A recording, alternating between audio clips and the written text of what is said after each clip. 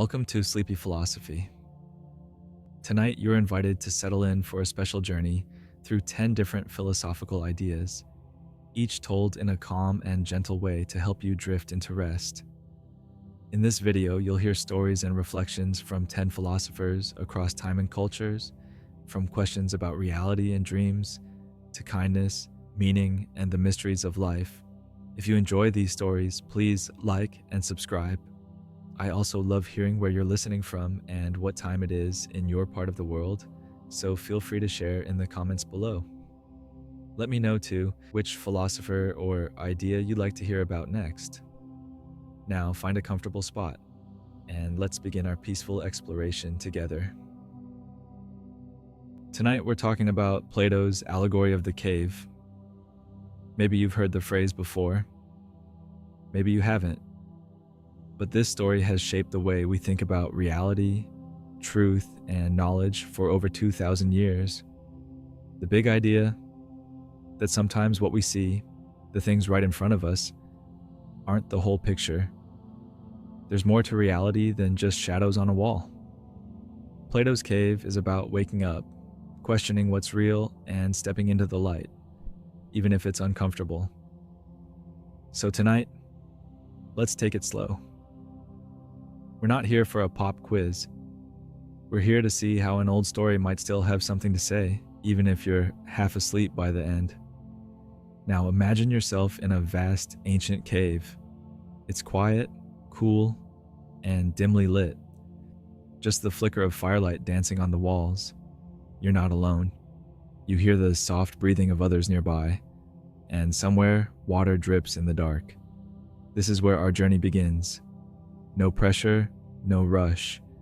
Just let your mind wander as we step into Plato's shadows, and maybe, just for a moment, peek outside the cave. Picture yourself deep underground, in a space where the outside world barely exists.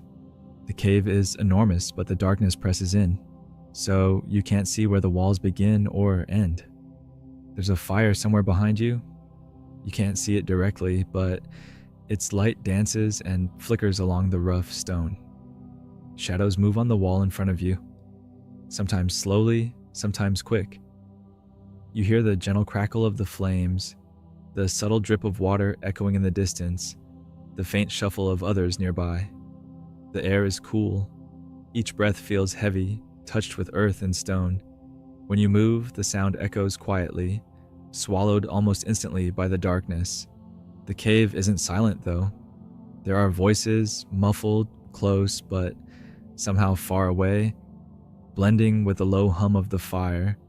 It all feels timeless, as if this place has always existed, just waiting for someone to notice. Here you're safe, but you're also limited to what you can see. Just the shadows, the movement, and the echoes on cold stone.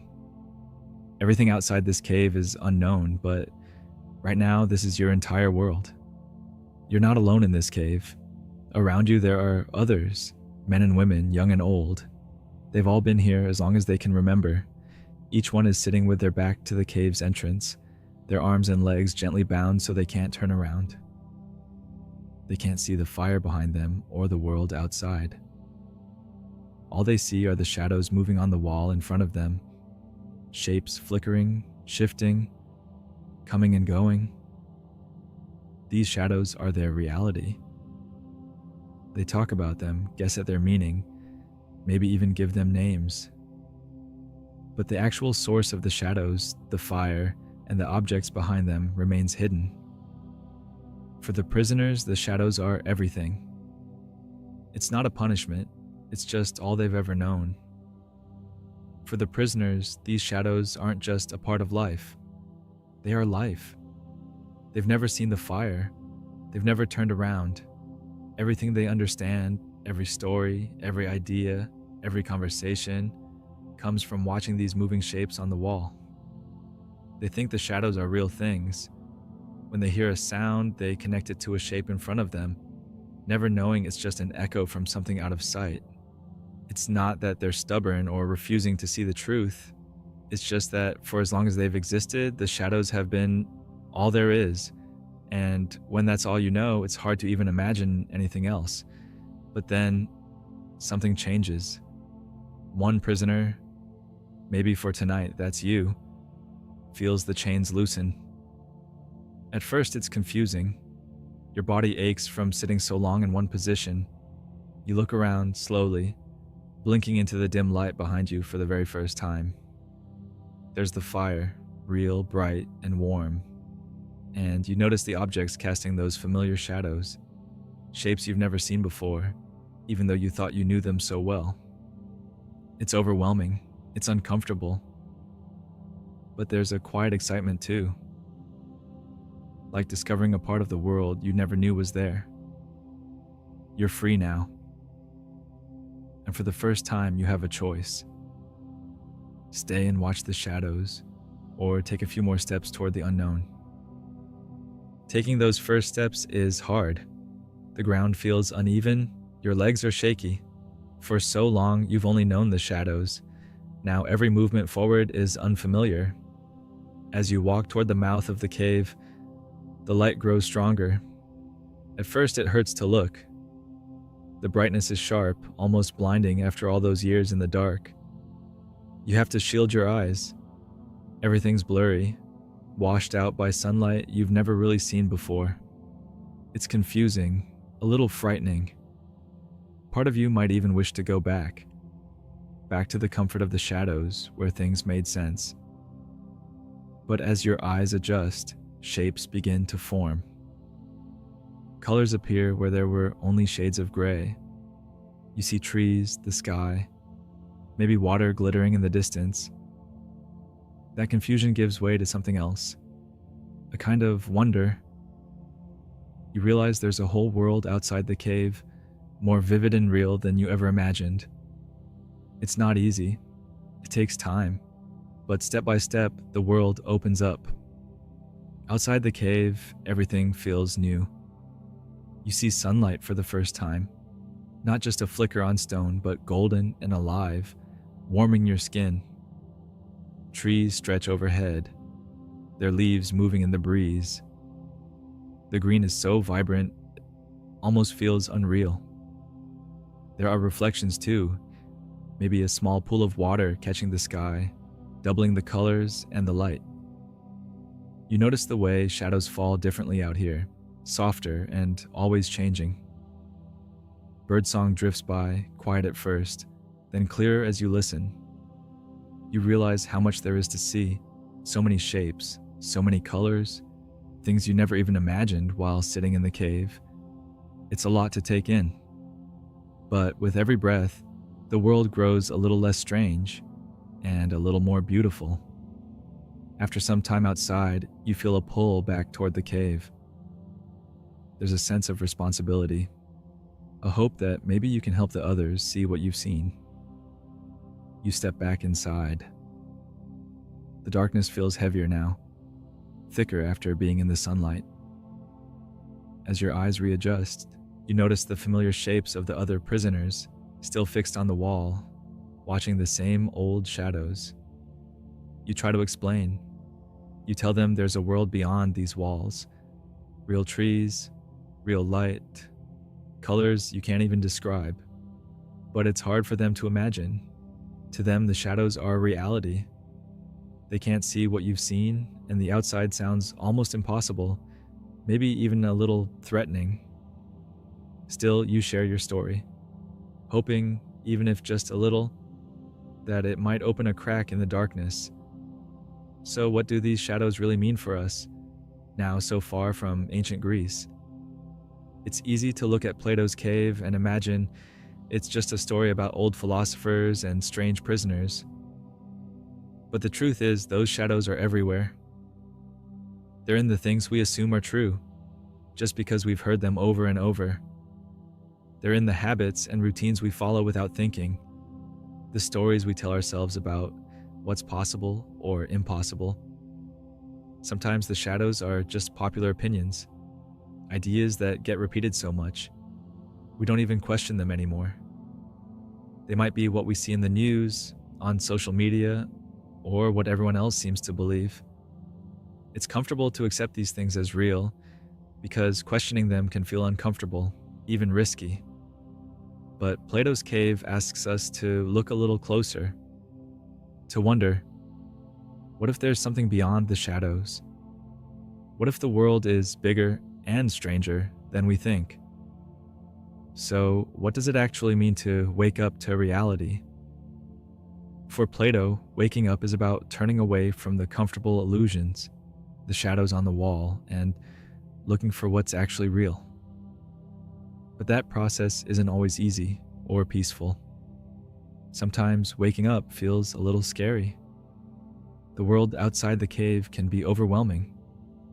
It's brighter, stranger, and often more complicated than we expected. Things we thought we understood might turn out to be more complex, and letting go of old beliefs can feel like losing a part of ourselves. But there's beauty too. There's a kind of freedom in seeing things more clearly, even if it's just for a moment. Colors are brighter, sounds are sharper, and there's a sense of possibility that wasn't there before. It's not about having all the answers, it's about being open to discovering more. So, yes, waking up can be unsettling, but it can also be beautiful. An invitation to keep looking, keep questioning, and keep growing. If any of this feels overwhelming, that's okay. Everyone moves at their own pace. No one steps out of the cave all at once. Sometimes it takes a long time to even notice the chains, or to realize that the shadows aren't the whole story. You don't have to force it. It's natural to hold on to what feels familiar, and it's okay to take small steps towards something new. Philosophy isn't about racing to the finish line. It's about being curious and giving yourself permission to wonder. Wherever you are in your own journey, it's enough. If there's one thing Plato's cave reminds us, it's the value of curiosity. You don't need to have all the answers. What matters is the willingness to ask questions, to notice when something doesn't quite add up, to wonder if there might be more just out of sight. Openness means being ready for surprises, even if they're small. It's about staying humble, recognizing that none of us can see the whole picture, not all at once. If you keep even a little curiosity alive, the world stays bigger, stranger, and maybe a little more interesting than it first appears. That openness is its own kind of light. So what does all of this mean for us here and now? Sometimes what we see, or what we think we see, isn't the whole truth. It might be a first impression, a rumor, something we read online, or even just a feeling that seems real in the moment. Like the shadows on the cave wall, these things can feel convincing. But if we pause and look a little closer, we might realize there's more going on behind the scenes. There could be causes and connections we haven't noticed yet. It doesn't mean we can never trust what we see, but it does remind us to stay curious and not to take things for granted. It's okay to have questions. In fact, it's good to have questions. You don't need to know everything, and you don't have to have it all figured out. Philosophy and life are full of mysteries. Even the greatest thinkers like Plato spent their lives searching, wondering, and admitting what they didn't know. It's perfectly normal to feel uncertain sometimes. Letting yourself ask questions and being comfortable with not knowing can be its own kind of peace. So tonight, if your mind drifts to big ideas or small doubts, just know, it's all part of the journey. That was Plato's timeless Allegory. Now let's move quietly to another classic thinker, Socrates, and explore the gentle art of questioning. Tonight, we're not just talking about ideas, we're going on a quiet walk through ancient Athens. We'll meet a man named Socrates, someone who changed philosophy forever, not by giving answers, but by asking questions. His way of thinking, of gently poking at assumptions and wondering about life's big mysteries, has shaped how we talk, think, and even dream. There's no need to pay close attention or remember every detail.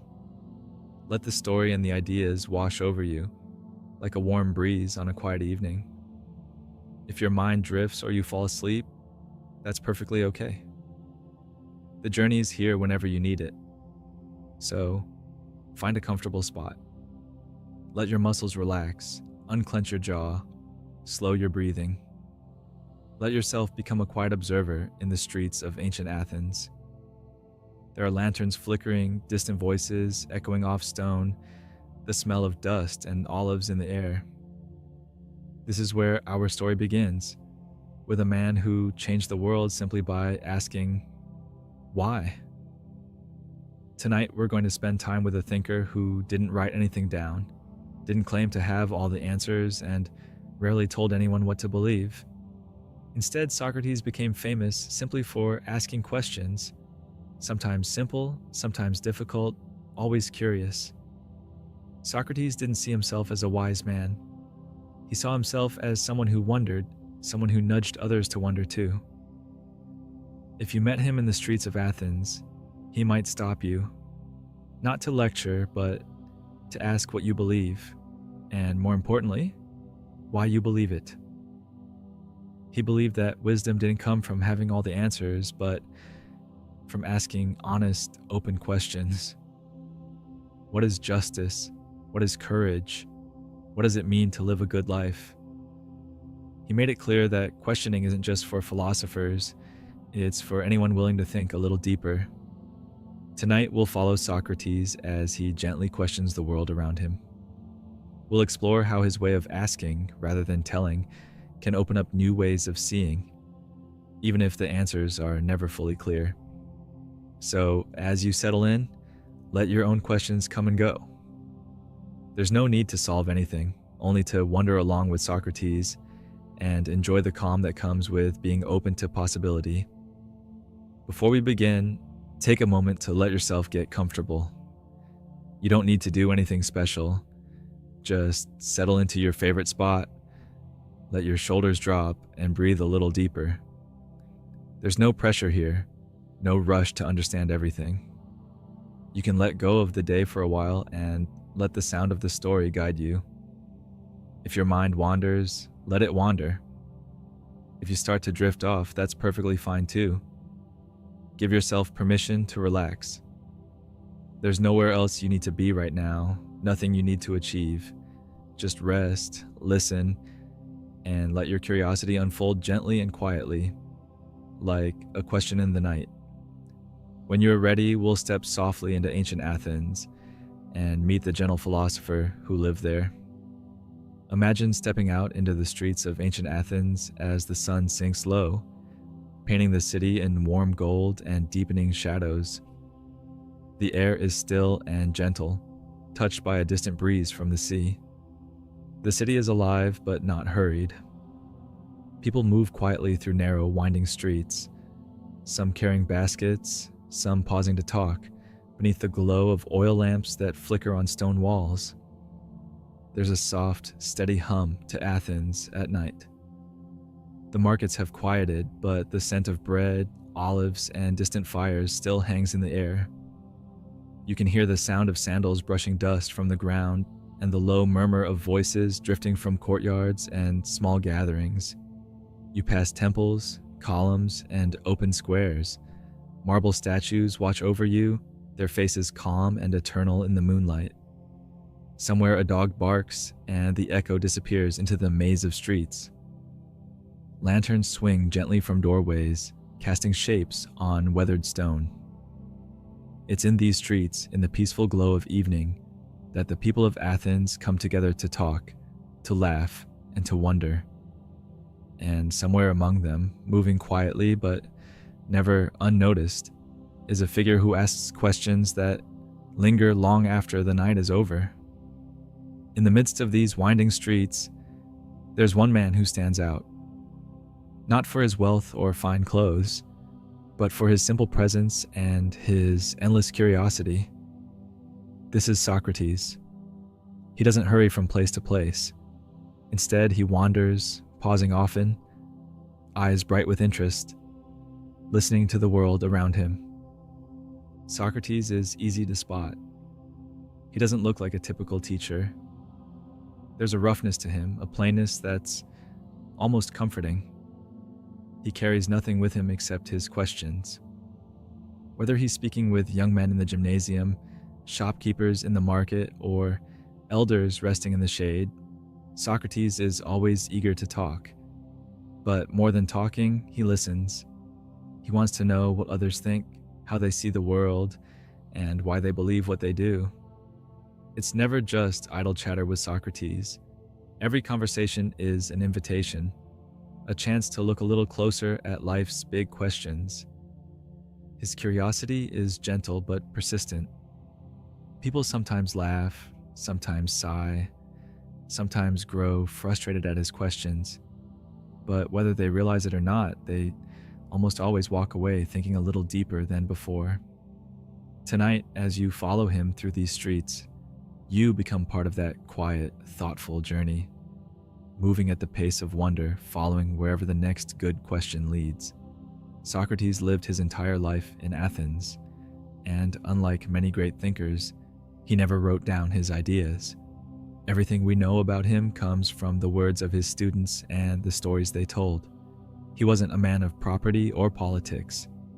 He owned little, worked as a stonemason in his youth, and lived simply without luxury or ambition for wealth. He was famous not for grand speeches or heroic deeds, but for the way he talked with people, anyone and everyone. Socrates could be found in the marketplace, in the gymnasium, or under the shade of a tree, striking up conversations with strangers and friends alike. He didn't separate himself from the crowd. He became part of the city's daily life, always present, always listening, always questioning. He stood apart from other thinkers of his time by refusing to claim he had all the answers. Instead, he turned philosophy into a living, breathing conversation, a way to explore what it really means to be human. In a city full of opinions and certainty, Socrates became known for his humble, searching spirit and his belief that wisdom begins with admitting how little we truly know. Socrates was unlike most of the teachers and thinkers of his time. He never wrote a single book. He didn't open a school or charge money for his ideas. He owned little, lived simply, and spent most of his days wandering the city, talking with anyone who would listen. He was not a man of status or comfort, but somehow he became one of the most influential voices in Athens. What made Socrates special wasn't what he possessed or what he wrote. It was the way he engaged with people. He asked questions that dug beneath the surface, always looking for a deeper truth. He was famous for these conversations, and word of his unique style traveled all over Athens. You could find him in the marketplace, in workshops, or sitting in the shade, deep in conversation with anyone who happened to pass by. He built a reputation as a friendly, approachable man, but also as someone who could be difficult to understand. His questions sometimes made people uncomfortable, as if he was shining a light on things they'd rather not see. Some loved his honesty and humor. Others found him stubborn or even a bit annoying. To some, he was wise, a kind of gentle guide. To others, he was a puzzle, a troublemaker who upset the order of things. Socrates didn't mind. He was more interested in searching for truth than in being liked. In his own quiet way, Socrates was both admired and criticized, a man who made people think even when they didn't want to. What truly set Socrates apart was his style of conversation. He wasn't interested in delivering long speeches or showing off what he knew. Instead, he asked questions, sometimes simple, sometimes challenging, but always sincere. He had a way of turning a friendly chat into a deeper exploration, gently guiding others to examine their beliefs and ideas. For Socrates, the goal was never to win an argument or to impress. He believed that wisdom came not from having all the answers, but from knowing how little we truly know. In every discussion, he would listen closely, respond thoughtfully, and always circle back to another question. Why do you believe that? How do you know it's true? Could there be another way of seeing things? This approach made his conversations feel less like lessons and more like shared adventures in thinking. Socrates didn't pretend to be an authority. Instead, he played the role of a companion, walking alongside others as they tried to make sense of the world together. His way of questioning wasn't about proving others wrong, but about helping everyone, including himself, get a little closer to understanding. What truly set Socrates apart was how he approached every conversation. He wasn't interested in delivering lectures or speeches, and he rarely offered his own opinions as the final word. Instead, Socrates made a habit of asking questions, one after another, patiently and thoughtfully, so that people would start to look more closely at their own beliefs. If someone claimed to know what courage was, or justice, or goodness, Socrates would listen carefully, then ask, "How do you know?" Or, "Can you give me an example?" He'd gently push, asking, "Is that always true?" Or, "Could it be otherwise?" His questions weren't meant to trap or embarrass anyone. They were an invitation to think out loud, to explore, to dig beneath what everyone took for granted. Sometimes these conversations led to surprising discoveries. People who felt certain at first would find their answers shifting, or they'd realize that things were more complicated than they thought. Socrates didn't mind uncertainty. In fact, he welcomed it. For him, a good question was more valuable than a quick answer. He believed that real wisdom started with curiosity, with the willingness to question not just the world, but ourselves. By simply asking and listening, Socrates helped those around him see things in a new light. Even now, his way of questioning, what we call the Socratic method, remains a gentle, powerful tool for finding our way through the big questions of life. Socrates had a way of turning an ordinary conversation into something extraordinary. He believed that real wisdom didn't come from giving lectures or memorizing facts, but from asking honest, open questions and listening carefully to the answers. He wasn't interested in showing off how much he knew. In fact, he often claimed to know very little. Instead, his conversations were about peeling back layers of assumptions, step by step, to see what might be true underneath. If you asked Socrates a question, he'd likely answer with another question. If someone told him, "Justice is doing good to your friends and harm to your enemies," Socrates would smile and ask, "But what is good? What is harm? Is it always right to harm anyone, even an enemy?" He'd keep going gently and persistently until the conversation shifted from easy answers to thoughtful reflection. Imagine a quiet morning in the marketplace. The vendors are setting out bread and olives, sunlight just starting to warm the stones. Socrates approaches a young man who's boasting about knowing the best way to live. Instead of arguing, Socrates simply asks, "How do you know what the best way is? Where did you learn it? Can anyone truly know what's best for everyone?" The young man begins to explain, but soon he's pausing, thinking, and considering ideas he's never questioned before. Others gather to listen. Some nod, some look puzzled, but everyone can feel the effect. It isn't about winning an argument. It's about opening a door in the mind, about making space for new possibilities. Socrates helps people discover what they truly believe and sometimes what they still need to figure out. In his hands, a simple chat in the marketplace becomes a quiet adventure in understanding. What set Socrates apart from others was his deep humility and boundless curiosity. He never claimed to be wise, and he didn't pretend to have the answers to life's biggest questions. Instead, he approached every conversation with genuine wonder, always open to learning something new, even from those who seemed to know less than him. He didn't mind admitting when he didn't know something. In fact, he believed that recognizing your own ignorance was the very beginning of wisdom. Socrates wasn't embarrassed by not having all the answers. He found it exciting. Every question was an opportunity to learn, to dig deeper, and to see the world from a fresh perspective. His curiosity was gentle, never forceful. He wanted to understand people, their thoughts, and their experiences. He was never trying to trap anyone or prove them wrong. He simply wanted to explore the truth together, step by step. In Socrates, humility and curiosity were not weaknesses, but guiding lights for the journey of understanding. Socrates is famous for his humble approach to wisdom. He didn't pretend to have all the answers or to be wiser than anyone else. Instead, he often said that the only thing he truly knew was that he knew nothing for certain. This wasn't just modesty, it was a whole way of looking at life. To Socrates, admitting that you don't know is the beginning of real wisdom. Most people go through life sure of their opinions and their knowledge. Socrates challenged this, gently showing that the world is more complex than it seems, and that certainty can sometimes get in the way of real understanding. By openly acknowledging his own ignorance, Socrates invited others to do the same.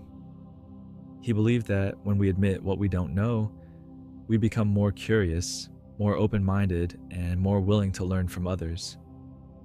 There's a quiet freedom in this attitude, a release from the pressure to have everything figured out. Instead of closing himself off with rigid beliefs, Socrates allowed his mind to stay flexible and questioning.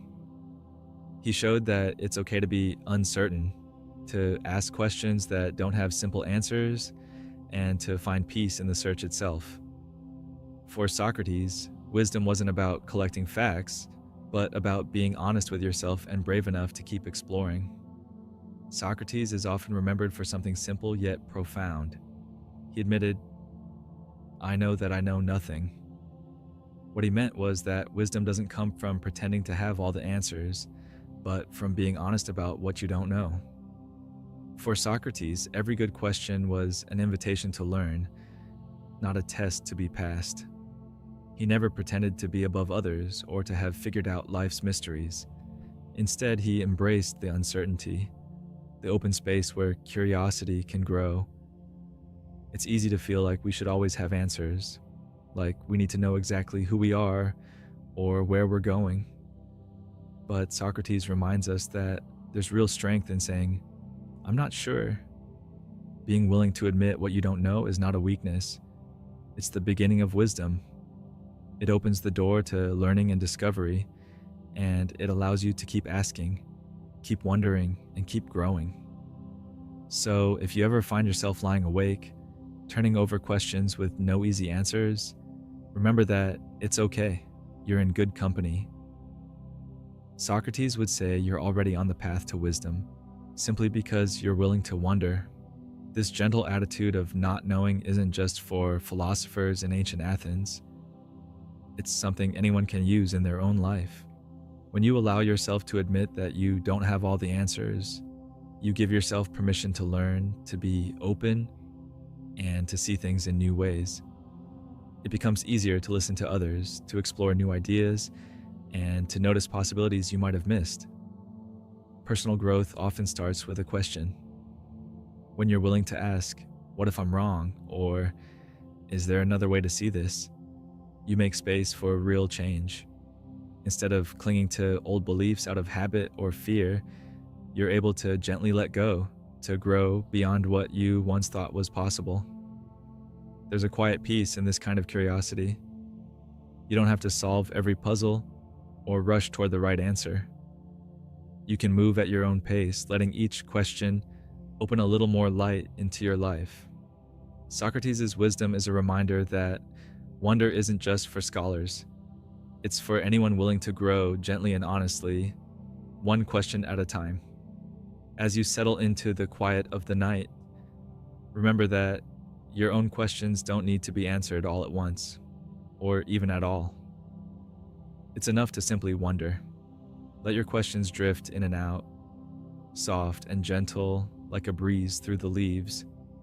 They don't need to lead to conclusions or big revelations. Sometimes the act of asking is what matters most. If a thought comes to you about your day, your dreams, or something you've always wondered, welcome it with kindness, not judgment. let it sit beside you for a while. Maybe it will grow, maybe it will fade, or maybe it will lead to new questions you never expected. You don't have to chase certainty. There's comfort in not knowing, in allowing your mind to rest in possibility. Like Socrates, you can make curiosity your companion, not something to fear or fix. Every gentle question is a small light in the darkness, and it's perfectly okay to let that light flicker, to follow where it leads, or simply to enjoy its glow for a moment before drifting into sleep. Even now, centuries after Socrates walked the streets of Athens, his way of thinking can offer us something gentle and useful in our own lives. In a world that often feels rushed, loud, and full of opinions, there's a quiet peace in simply admitting that we don't have everything figured out. It's not a weakness to say, "I don't know." It's a kind of freedom. When you allow yourself to pause and say, "I'm still figuring this out," you give yourself space to breathe. You give yourself permission to keep learning and to stay curious. It's a relief to know that you don't have to pretend or perform for anyone. Not for others and not for yourself. Letting yourself wonder without the pressure of having to land on an answer is one of the simplest ways to feel calm. You can let your questions guide you gently, like a lantern lighting the path ahead, and know that even if you never find all the answers, the act of wondering is its own reward. In the end, just like Socrates, you might find that the best part of wisdom is the willingness to keep looking. So tonight, as you settle in and your eyes grow heavy, let your thoughts wander wherever they want to go. There's no need to hold on tightly to any idea or worry. If a question drifts by, let it float. If an answer comes, welcome it. But if it doesn't, that's perfectly fine. You can find comfort in simply being curious. There's a quiet joy in not having everything decided. Give yourself permission to rest in the gentle space between questions and answers, knowing that it's okay to be exactly where you are. We've heard how Socrates invites us to wonder. Next, we turn to Aristotle, who offers us the golden mean, a path of balance and harmony. Tonight, we'll explore the wisdom of Aristotle, a philosopher who believed that a good life is a balanced one. We'll wander through ancient groves, listen for calm in the everyday, and discover the golden mean, the art of living gently between extremes.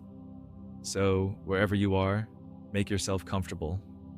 Whether you're wide awake or already half asleep, this is your time to rest, reflect, or simply let your thoughts drift along with the story. This is Sleepy Philosophy, where ancient wisdom meets quiet moments and every big question is given room to breathe. Here, you don't have to rush or strain to understand. Every episode is a chance to slow down, to let gentle stories and timeless ideas help you drift a little further from the busy world. Tonight, our story belongs to Aristotle, a thinker from ancient Greece whose life was spent searching for the best way to live. While others chased extremes, more, faster, louder, Aristotle searched for balance. He believed the secret to happiness wasn't about having the most, but about finding the right amount. Not too much, not too little. The gentle center, the golden mean. We'll wander through his ideas together, exploring what it means to live in harmony with ourselves and the world. You don't have to be a philosopher to understand or enjoy this. You only need to be a little curious, and perhaps a little sleepy. Before we begin, take a deep breath and allow yourself to settle in. Whatever the day brought you, worries, joys, or just the simple passing of time, you can let it all fade for a while. There's nothing you need to solve or achieve right now. This is your time to unwind. If you feel tension anywhere in your body, give yourself permission to let it go. Sink a little deeper into your pillow or chair. Let your mind wander without needing to hold on to every thought. If your eyes grow heavy or your attention drifts, that's perfectly fine. Let the story move around you like a soft breeze, here to comfort, to calm, and to gently lead you into rest. So, with the day behind you and a gentle curiosity ahead, let's journey together into the world of Aristotle and the simple, steady peace of the golden mean. Imagine an afternoon in ancient Athens. The sun sits high, but the heat is softened by the shade of olive and plane trees. There's a gentle hush in the air, a slow rhythm of footsteps, birdsong, and the occasional laughter of students gathered nearby. The Lyceum, Aristotle's school, is just beyond the edge of the city, surrounded by gardens and winding paths. You can almost hear the faint sound of sandals brushing against dusty stones, the distant hum of bees drifting from blossom to blossom. The leaves overhead sway in the soft breeze, dappling the ground with patterns of light and shadow. Occasionally, the scent of wild herbs or blooming laurel drifts past, mingling with the earthy aroma of sun-warmed soil. In this quiet grove, people walk and talk in small groups, pausing now and then to listen to a teacher or reflect on some new idea. It is a place of learning, but also a place of peace, where wisdom grows slowly, nurtured by nature and patient conversation. And among these gentle voices and leafy shadows, Aristotle himself walks. He is calm and observant, his mind always searching for patterns and meaning in the world around him. Here, under the sun and among the trees, he invites anyone curious to join him, not for a lecture, but for a gentle conversation about life, balance, and the art of living well. Among the winding paths and shaded colonnades, you might notice Aristotle, quietly thoughtful, moving with unhurried steps. He was once a student of Plato, spending years in lively debate and quiet study within the walls of another great school. Those lessons shaped him, but now Aristotle has become a teacher in his own right. He prefers walking as he teaches, choosing the open air and sunlight over the confines of a classroom. Students gather around him under the shelter of ancient columns, eager to hear his ideas about the world, nature, and what it means to live well. Aristotle is approachable, his questions gentle but persistent, his curiosity infectious. It's easy to imagine him pausing beneath the leafy branches, turning to his students with a small thoughtful smile, inviting them to consider the value of balance, a lesson he has carried with him from his earliest days as a student, now ready to be shared in the soft, golden light of the Lyceum. Aristotle's journey began far from Athens, in a small city called Stagira, on the northern edge of Greece. He was born there, the son of a physician, a man who spent his days observing the natural world, healing with herbs, and paying close attention to the patterns of life. Perhaps it was in those early days that Aristotle's own curiosity began to take root, growing quietly as he watched the world unfold around him. When Aristotle was still a young man, he traveled south to Athens, drawn to the city's bustling energy and, more importantly, to Plato's academy. For nearly 20 years, Aristotle studied with Plato, learning the art of questioning, arguing, and imagining. But while Plato dreamed of perfect worlds beyond our own, Aristotle was fascinated by the details right in front of him. The way plants grew, the habits of animals, the customs of people living day by day. After Plato's death, Aristotle left Athens for a time, traveling across the Greek world and deepening his understanding. He was invited to Macedon, where he became a teacher once more, this time to a young prince named Alexander, who would one day be known as Alexander the Great.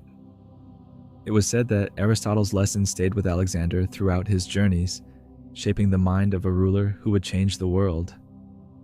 In time, Aristotle returned to Athens, opening his own school in the Lyceum. He became famous not just for his teachings, but for his way of wandering, always observing and gathering knowledge from every corner of life.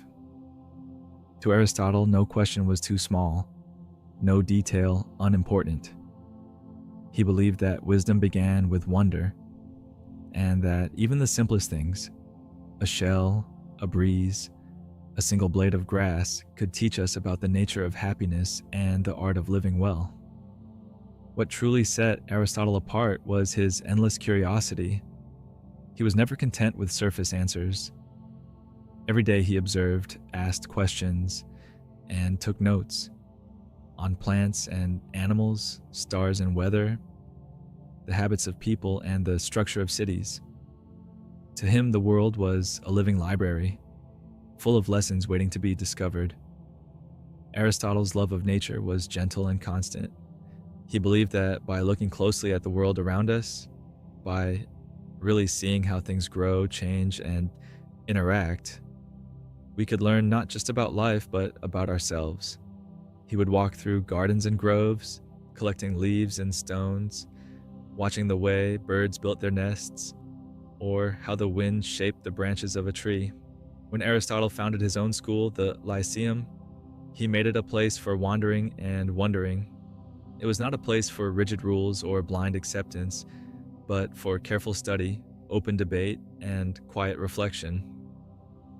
Students walked beside him, discussing everything from ethics to science, poetry to politics, always searching for balance and clarity. At the heart of his teaching was a simple idea. The good life is found not in excess or in lack, but somewhere in the middle. The Lyceum became known for this search, a place where every answer led to another question, and every question was an invitation to see the world in a new, more balanced way. At the heart of Aristotle's teachings is the idea of the golden mean.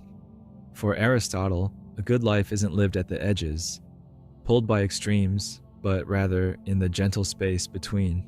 He believed that every virtue, a quality like courage, kindness, or honesty, sits between two opposite mistakes, having too much or having too little.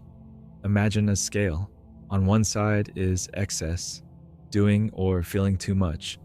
On the other is deficiency, doing or feeling too little. The mean, or the middle, is where balance lives. For Aristotle, true virtue is found in this center, the gentle point where we are neither overreaching nor holding back. He didn't mean that every situation calls for the same exact middle. Instead, the mean changes with the person, the place, and the moment. What matters is learning to notice when you're drifting toward excess or deficiency, and gently guiding yourself back toward balance. Aristotle taught that when we aim for the mean, not too much, not too little, we become more fully ourselves. We act with intention, we feel more at peace, and we shape our character with every small, balanced choice. This is the golden mean, the quiet art of living in harmony, right in the middle of life's shifting tides. Aristotle's idea of the golden mean was never about finding an exact halfway point every time. He knew that life isn't always measured by simple numbers or perfect symmetry. Instead, he saw virtue as a gentle art, a practice of moderation that changes depending on who you are, where you are, and what's happening around you. For one person, courage might mean standing up in a crowded room. For another, it could be quietly admitting a fear to a friend. The mean isn't a fixed rule or a single spot on a map. It's a balance that moves, guided by wisdom, care, and attention to the moment. What is just right for one situation might be too much or too little for another. Aristotle believed that truly virtuous living means learning to read the world and ourselves. It means pausing to notice our feelings and our choices, and gently adjusting the way a sailor might shift the sail to keep a boat moving smoothly. Virtue, for Aristotle, is sensitive to context. It's a living balance that helps us move gracefully through life, never pulled too far in any one direction. Picture a quiet hero, not someone in shining armor, racing into battle, but an ordinary person in a gentle moment of decision. Maybe it's a traveler standing at the edge of a river, water rushing by, uncertain how deep it goes. To plunge in without thought would be reckless, a leap without care for what might happen. But to shrink away, never even dipping a toe, would be to let fear have too much power. Instead, our calm hero pauses. They take a breath, listen to the sound of the water, and consider what they know and what they feel. Step by step, they find the middle path. With steady hands and a steady heart, they wade in, moving carefully, feeling the stones beneath their feet. This is courage, not bravado, not avoidance, but the gentle strength to move forward even when there's uncertainty. In life, courage rarely means bold, dramatic acts. Most often, it's this quiet decision to keep going, even when things are unfamiliar. It's the willingness to face small challenges, an honest conversation, a new beginning, a change you didn't expect, with a calm spirit and a thoughtful mind. Aristotle reminds us that true courage lives between the extremes, not in the wild rush of recklessness and not in the stillness of fear, but in the steady, balanced movement of a person who dares to act, gently and bravely, right in the middle. Now imagine a sunlit table in the shade of olive trees. There is a cup of honey-sweet wine, golden, fragrant, and inviting. In one hand, a person holds the cup. They do not gulp it down in one breath, eager for pleasure without restraint. Nor do they push it away, refusing even a single taste, denying themselves all enjoyment. Instead, they choose the middle way. They lift the cup slowly, savoring the scent before taking a small, thoughtful sip. Each taste is a quiet celebration, enough to delight the senses, not so much as to overwhelm them. The warmth of the wine is matched by the warmth of gentle laughter and soft conversation with friends nearby. This is temperance, the art of enjoying life's sweetness without being swept away by it. It is the quiet wisdom to know when enough is enough, to enjoy the beauty of the moment without clinging to it or overindulging. Aristotle saw temperance as a balance between self-indulgence, taking more than you need, always wanting more, and insensibility, where joy is shut out entirely. True temperance lets us meet the pleasures of life with open hands and an open heart, appreciating what is offered and letting it go with gratitude when the time is right. It is a gentle way to honor both our desires and our dignity. Imagine an evening in a quiet Athenian home. The lamps are glowing softly, casting gentle light across a table where a few friends have gathered. The night is cool, and the sound of distant laughter drifts through an open window. One friend notices that another seems tired, a little distant.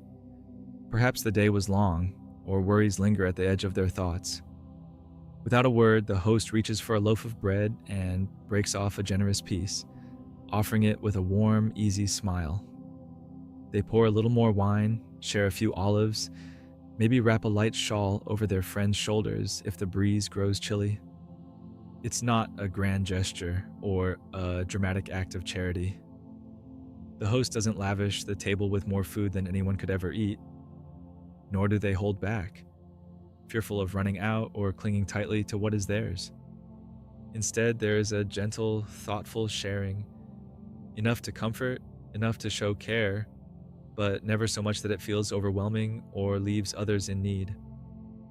This is Aristotle's vision of generosity. The mean between prodigality, which gives away too much and too quickly, and stinginess, which gives nothing at all.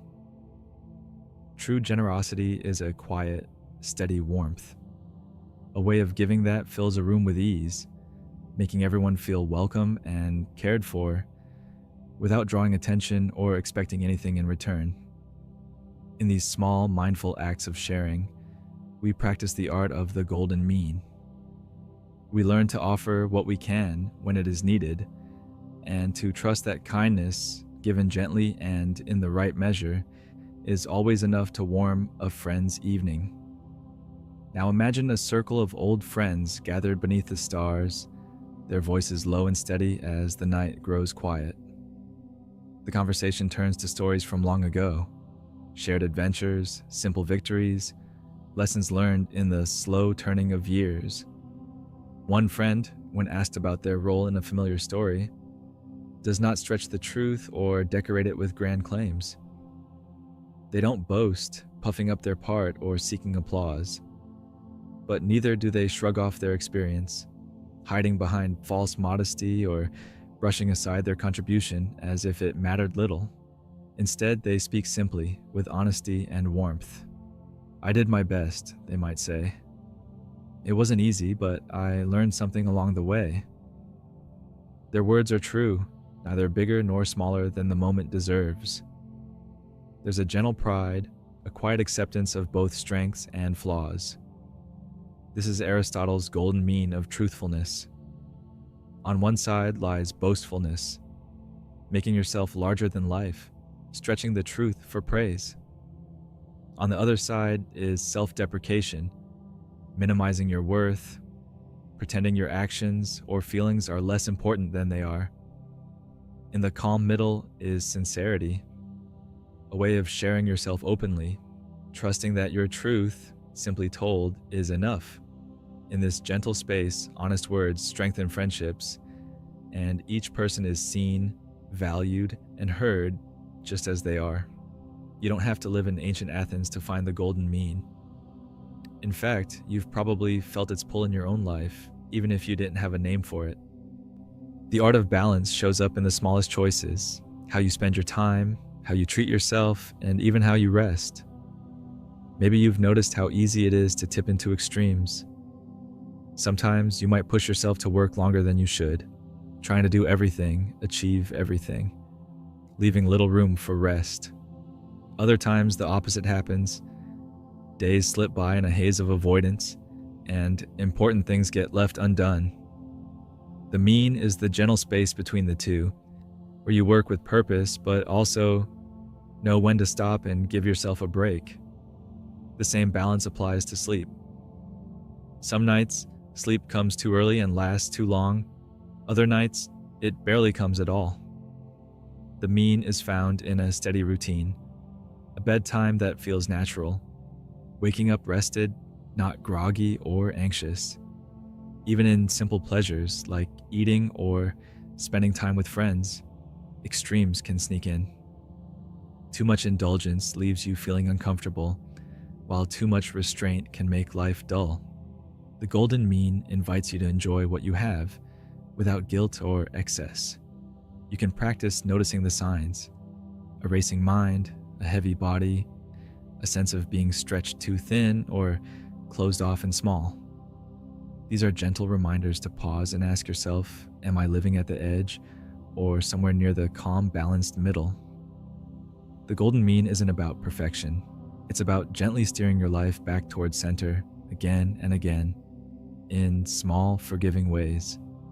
It's a practice of kindness to yourself, a quiet promise to move toward harmony wherever you find yourself today. When you notice yourself leaning too far in one direction, whether it's working without rest, staying silent when you wish to speak, or reaching for more when you already have enough, try to pause for a moment. Take a slow, deep breath. Ask yourself gently, am I rushing forward or holding back? Is this choice coming from a place of balance, or am I being pulled by habit or impulse? If you sense you're drifting toward an extreme, you don't have to force a sudden change. Instead, just notice. Bring a little awareness to the feeling. Is your body tense or tired? Is your mind spinning with worry or heavy with inaction? Are you saying yes too quickly or no too often? Let these small signals be quiet invitations to return to the middle. Maybe you take a few minutes to step outside, stretch, or close your eyes. Maybe you pause before agreeing to another commitment, or let yourself enjoy a treat without overindulgence. The art of the golden mean is practiced in these tiny moments. Gentle course corrections, small shifts back toward center, again and again. With each choice, you give yourself permission to be human, imperfect, aware, and always capable of returning to balance. Finding balance, Aristotle reminds us, isn't a finish line you cross. It's a gentle practice, something you return to again and again, like taking a breath or finding your footing as you walk. Some days, you'll feel close to the center, peaceful, steady, and content. Other days, you might tip toward one side or the other, pulled by stress, excitement, or change. That's simply part of being human. There's no need to judge yourself for drifting away from the mean. Every person does. What matters is the willingness to notice, to pause, and to begin again. The golden mean is forgiving. It invites you to approach each moment with curiosity instead of criticism, to treat yourself with the same kindness you would offer a friend. You can let go of perfection. Balance isn't something you hold on to forever. It's something you return to gently as many times as you need. Each small adjustment is a sign of growth, not failure. Even the act of wondering about balance, of listening to your own needs and noticing your habits, is a step toward harmony. Tonight, as you drift into sleep, you can let this gentle wisdom settle in. The art of living well is a journey, not a destination, and you're already on your way simply by caring enough to seek it. As you reflect on Aristotle's gentle lessons, remember that curiosity is your companion on the path to balance. You don't have to know all the answers or have every part of life perfectly arranged. Simply asking, "How am I doing?" or "Where might I find a little more ease?" is enough to open the door to change. Be patient with yourself. Life will always ebb and flow.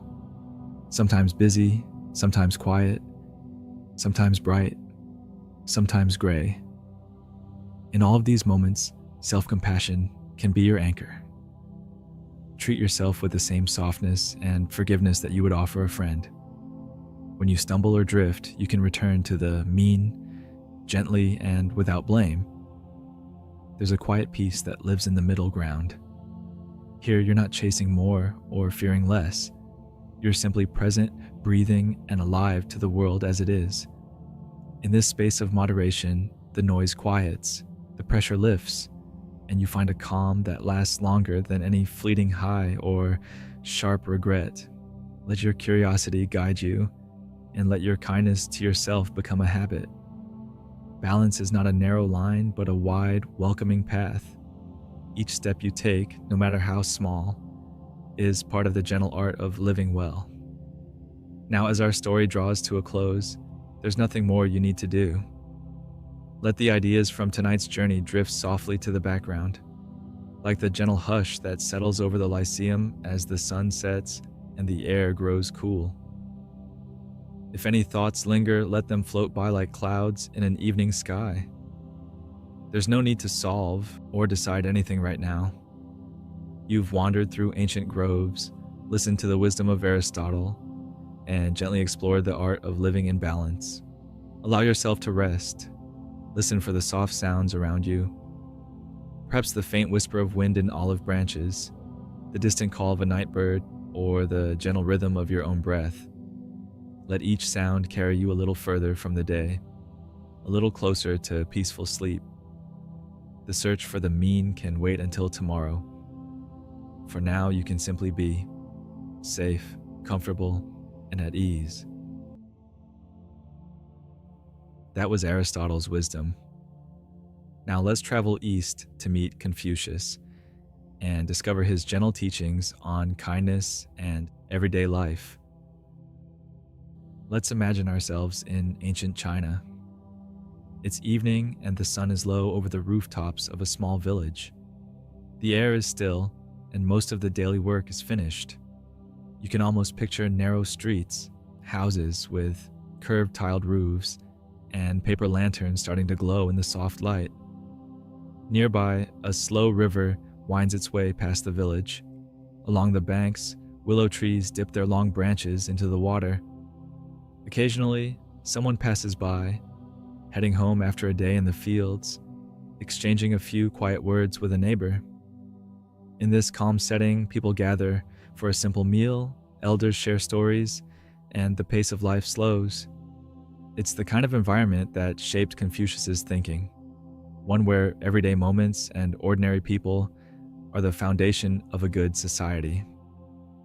As dusk settles, you might notice a gentle wind moving through the bamboo, making a soft, steady sound. There's the faint laughter of children finishing their games before bedtime, and from doorways the warm light of lanterns glows, casting gentle patterns on the walls. The village feels safe and connected. Small details that Confucius believed mattered, because the quiet harmony of daily life is where kindness can truly grow. Confucius was born over 2,500 years ago in a small Chinese state called Lu. His family was not wealthy or powerful. His father died when he was young, so Confucius grew up knowing what it was like to face difficulty and uncertainty. These early experiences shaped his view of the world. He saw value in patience, respect, and learning from every circumstance. From a young age, Confucius was curious and eager to learn. He studied everything available: history, music, poetry, and rituals. He became a government official for a time, but he was never satisfied with just following the rules. He wanted to understand the deeper principles that could make people and society better. Over the years, Confucius gained a reputation as a thoughtful teacher. People from many backgrounds came to learn from him.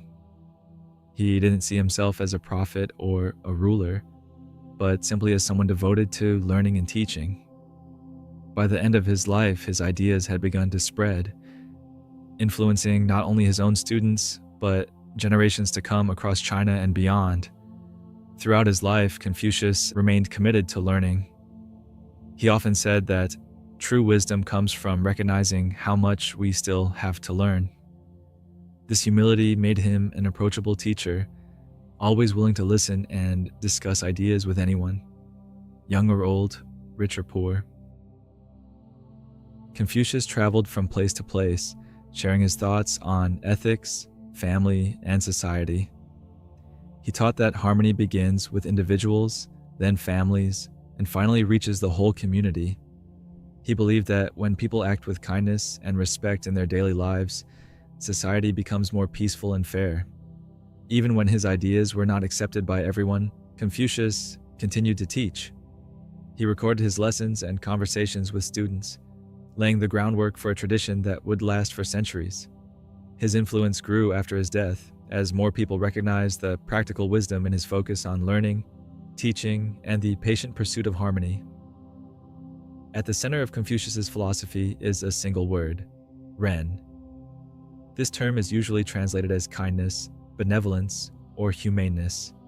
For Confucius, Ren was the highest virtue, a way of living that places care for others at the heart of every action. Ren isn't about grand gestures or dramatic acts of charity. It's a quality that appears in the small, everyday moments: being patient with a friend, showing respect to elders, or helping someone who needs it without expecting anything in return. Confucius believed that real strength comes from treating people with dignity and understanding, no matter their status or background. He taught that Ren isn't something you either have or don't have. It's something you practice, a skill you develop throughout your life. The more you act with kindness, the more natural it becomes. In Confucius's view, a person who lives with Ren creates harmony within themselves, their family, and their entire community. Confucius often emphasized that even the smallest act of kindness has value. He believed that you don't need to change the world overnight. Instead, kindness begins with simple things: offering a polite word, listening with patience, or helping someone with a task. Each act, no matter how ordinary, contributes to a more respectful and caring world. For Confucius, these small gestures add up. They create habits of compassion that ripple outward, strengthening families, friendships, and communities. Even if no one else notices, your effort makes a difference. In his teachings, kindness is less about recognition and more about the quiet, steady work of building harmony, one choice at a time. Imagine a young student living in a quiet village. One day, this student feels frustrated after a disagreement with a friend. Sensing their struggle, an elder, a neighbor known for her steady wisdom, invites the student to join her for tea. As they sit together, the elder listens carefully, not judging or offering quick solutions. Instead, she asks gentle questions and shares a simple story from her own youth, when she too found it difficult to stay kind during a misunderstanding. She explains how, Over time, she learned that a small gesture, a sincere apology, a thoughtful note, or even a patient silence can heal tension more than winning an argument. The student listens and begins to realize that kindness isn't a one-time act, but a practice, something built slowly through daily choices. Before the student leaves, the elder offers a few encouraging words. Kindness often means taking the first step, even if it's small. You may not change everything at once, but you make the world a little softer with every effort. The lesson stays with the student, who finds it easier to show patience and understanding in future conflicts, carrying forward the tradition of Ren that Confucius believed could shape a better life. For Confucius, the impact of kindness wasn't measured by size or recognition. He believed that even a quiet smile, a helping hand, or a respectful gesture could make a real difference. Small acts of kindness add up, not only shaping the person who gives them, but also encouraging others to do the same. In this way, every person can help create a more compassionate and peaceful community, one thoughtful action at a time. Confucius taught that kindness spreads, much like ripples in a pond. When one person acts with patience or respect, it encourages others to respond in kind. A simple, thoughtful gesture can inspire more good actions, often reaching farther than we realize. This ripple effect is what creates real harmony in a family, a friendship, or even an entire community. According to Confucius, a culture of kindness is built through these small moments, repeated again and again. Even if you never see the end result, your actions help set a tone of understanding and care that benefits everyone around you. In his philosophy, true change begins with everyday choices, each one a gentle step toward a more peaceful world. For Confucius, kindness wasn't just about what you did, but how you spoke and even how you thought. Speaking honestly but with respect, offering encouragement rather than criticism, or saying thank you and showing appreciation in daily conversations. Kindness also shows up in actions. It can mean lending a hand when someone needs help, being patient in a difficult moment, or choosing to forgive instead of holding on to anger. Confucius encouraged people to be mindful of their habits, asking themselves if their actions create harmony or conflict. But perhaps most importantly, kindness begins in our thoughts. Confucius believed that wishing good for others or giving someone the benefit of the doubt was just as important as what we say or do. When we practice kindness in our thinking, it becomes easier to speak and act with care. In this way, Ren is a quality that grows quietly within us, shaping every part of our daily life. Confucius believed that opportunities for kindness are everywhere, but they often go unnoticed. He encouraged his students to pay attention to the small moments, a friend who seems quiet, a stranger who needs directions, or a family member who's had a difficult day.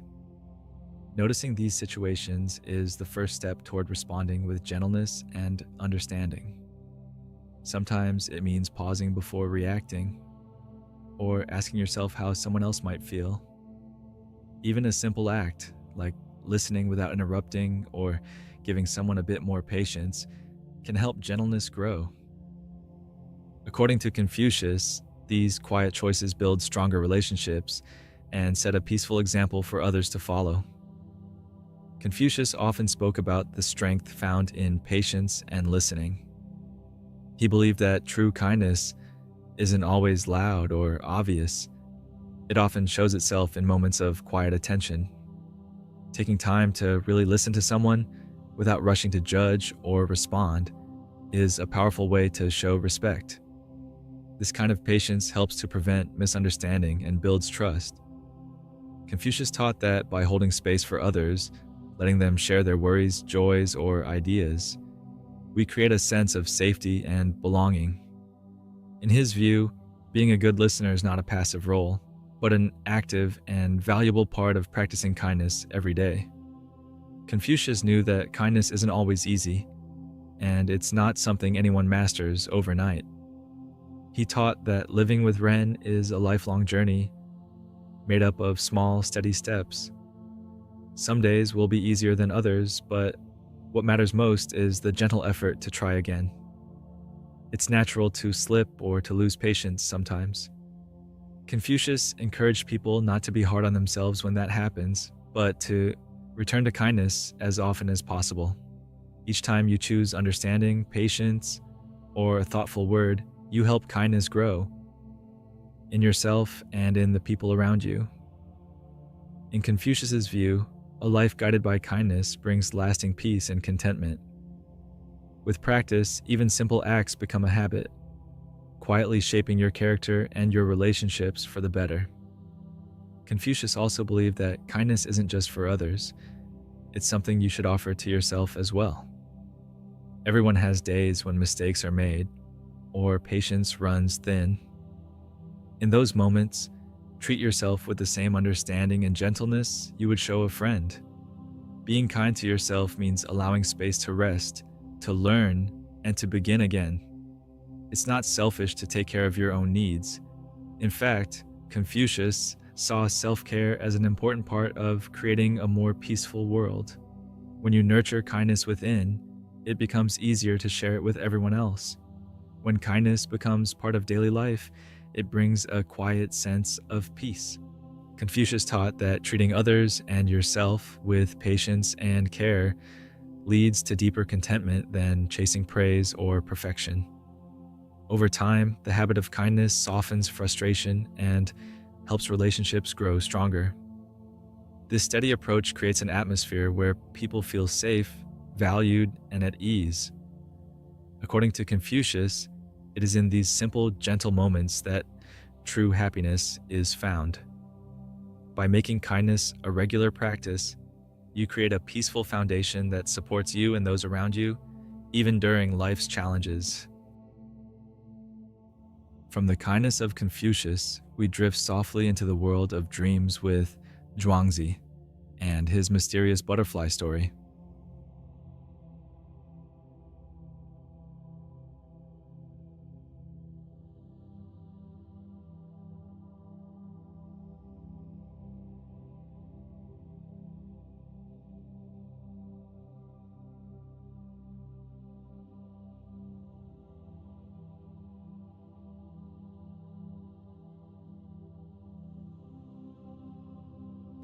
Our journey tonight centers on Zhuangzi, one of the most beloved philosophers of Taoism. Known for his poetic spirit and playful wisdom, Zhuangzi asked questions that seem to hover between waking and dreaming. His tales have the texture of dreams themselves, soft, mysterious, and filled with wonder. Among all his stories, one stands out for its beauty and mystery: the tale of the butterfly dream. It is a story that quietly asks us, what is real? Where does dreaming end and waking begin? And how can we ever be certain of who or what we truly are? So, settle into this moment and let your imagination wander. As we explore Zhuangzi's butterfly dream together, allow the story to unfold at its own gentle pace, carrying you into a place where dreams and reality mingle like shadow and light. Zhuangzi lived more than 2,000 years ago in a time when ancient China was a patchwork of kingdoms, each with its own customs, questions, and quiet philosophers. He wandered, wrote, and wondered in the old state of song, walking among bamboo groves and mountain paths, listening to the river's endless song. He was not a philosopher who argued in courts or laid down rigid rules.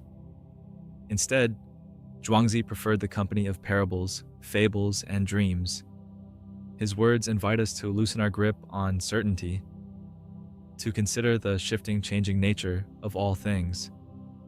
Where others sought fixed answers, Zhuangzi saw the world as a vast and flowing mystery, something to smile at, something to sit with, something to ponder like a riddle spoken by the wind. One night, so the story goes, Zhuangzi fell into a deep and peaceful sleep, and as he slept, he dreamed a dream unlike any other. In this dream, he became a butterfly, light and effortless, carried on the breeze, fluttering from flower to flower, never questioning who or what he was. For a time, there was no Zhuangzi at all, only the butterfly moving through a world of sunlight and fragrance. When Zhuangzi awoke, he was left with a quiet, lingering wonder. Was he truly Zhuangzi who had dreamed he was a butterfly? Or was he now a butterfly dreaming he was Zhuangzi? The boundary between dream and waking had grown thin, as delicate as a wing. This is the butterfly dream, a story that echoes across centuries, gently asking us to pause and consider the mysteries of life, identity, and change. Imagine for a moment the hush of an ancient night. The world outside has quieted, and the last rays of sunlight have faded from the courtyard stones. Lanterns flicker in doorways, their gentle light spilling across carved wood and polished floor. Far in the distance, a nightbird calls out, its voice drifting over fields of tall grass and the winding river.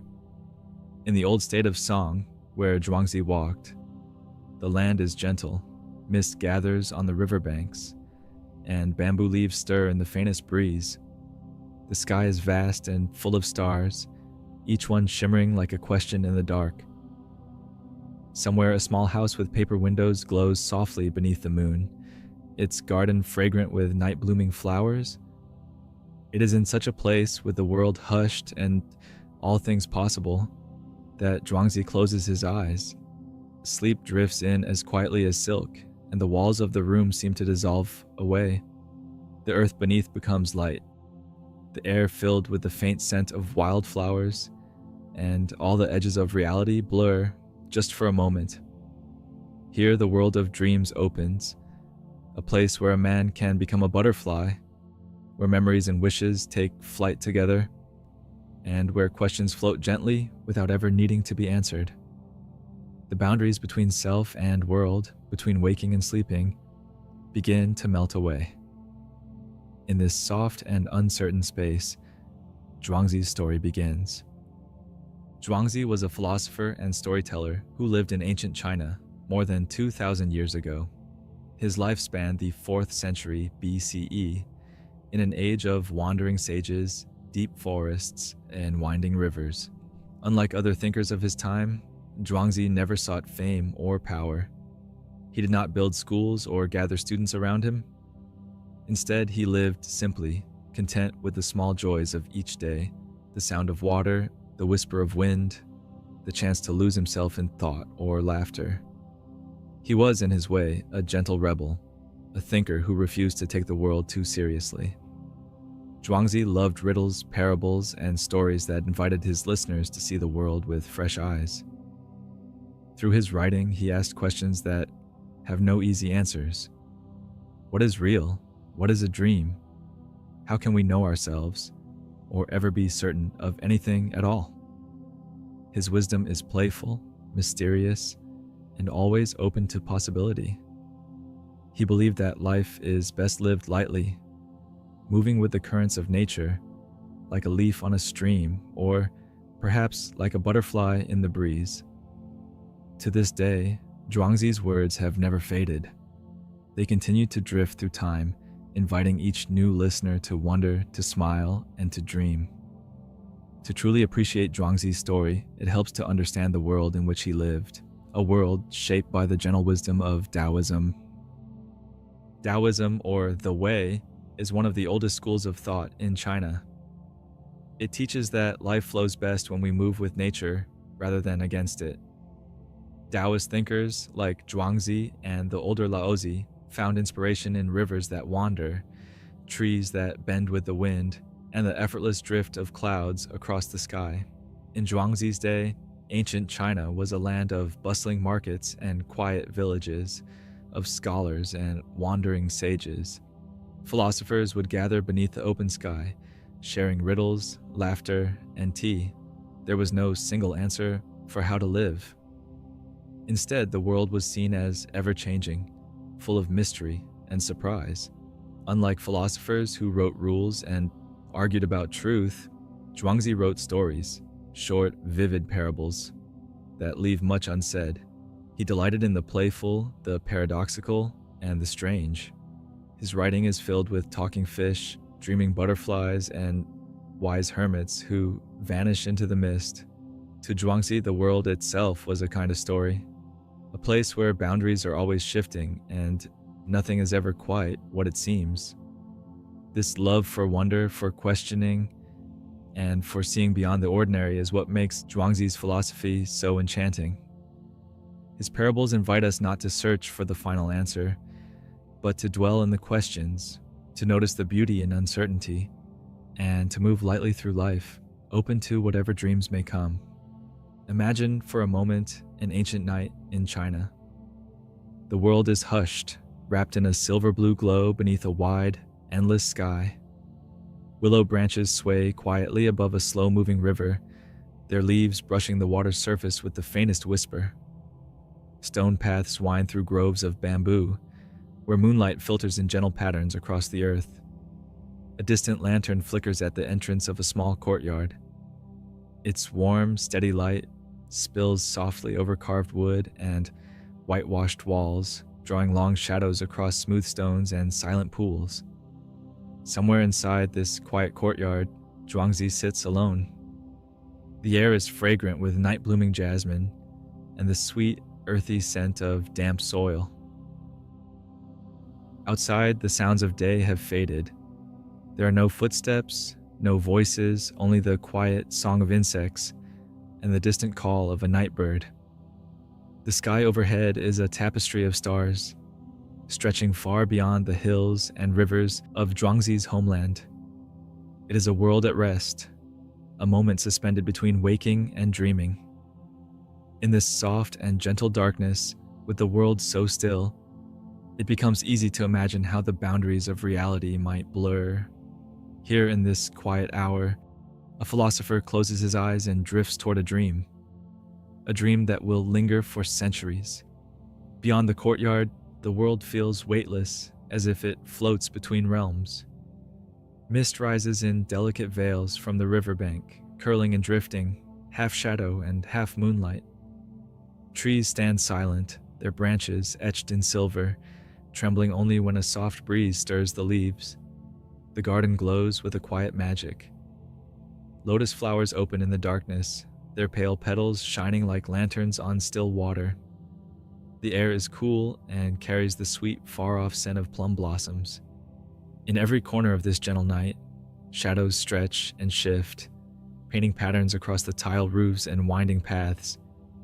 All is hushed and patient, waiting for something unseen to enter, a thought, a dream, or the flutter of wings. Inside, Zhuangzi sits by a flickering lamp, his eyes half closed, his thoughts wandering.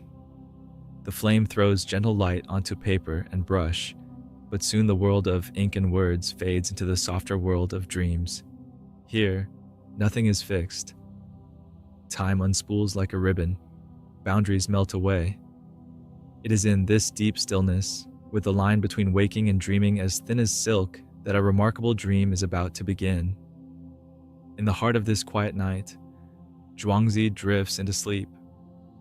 The worries of the world slip away, and he enters a dream as light as air. He dreams he is a butterfly. In his dream, Zhuangzi becomes the butterfly, not just in shape, but in heart and spirit. The transformation is complete. His thoughts lighten, worries melt away, and the weight of the world disappears. He feels the wind slip beneath his wings, cool and gentle, lifting him high above the earth. There is a sense of effortless movement, as if the world itself wants him to float, to wander wherever the breeze may carry. He moves through patches of golden sunlight, then into cool shadows where dew collects on the grass. He tastes the sweetness of air, bright with the scent of wild flowers. His wings brush against soft petals, and each contact sends a gentle tremor through his whole being. Every color seems brighter, every sound softer.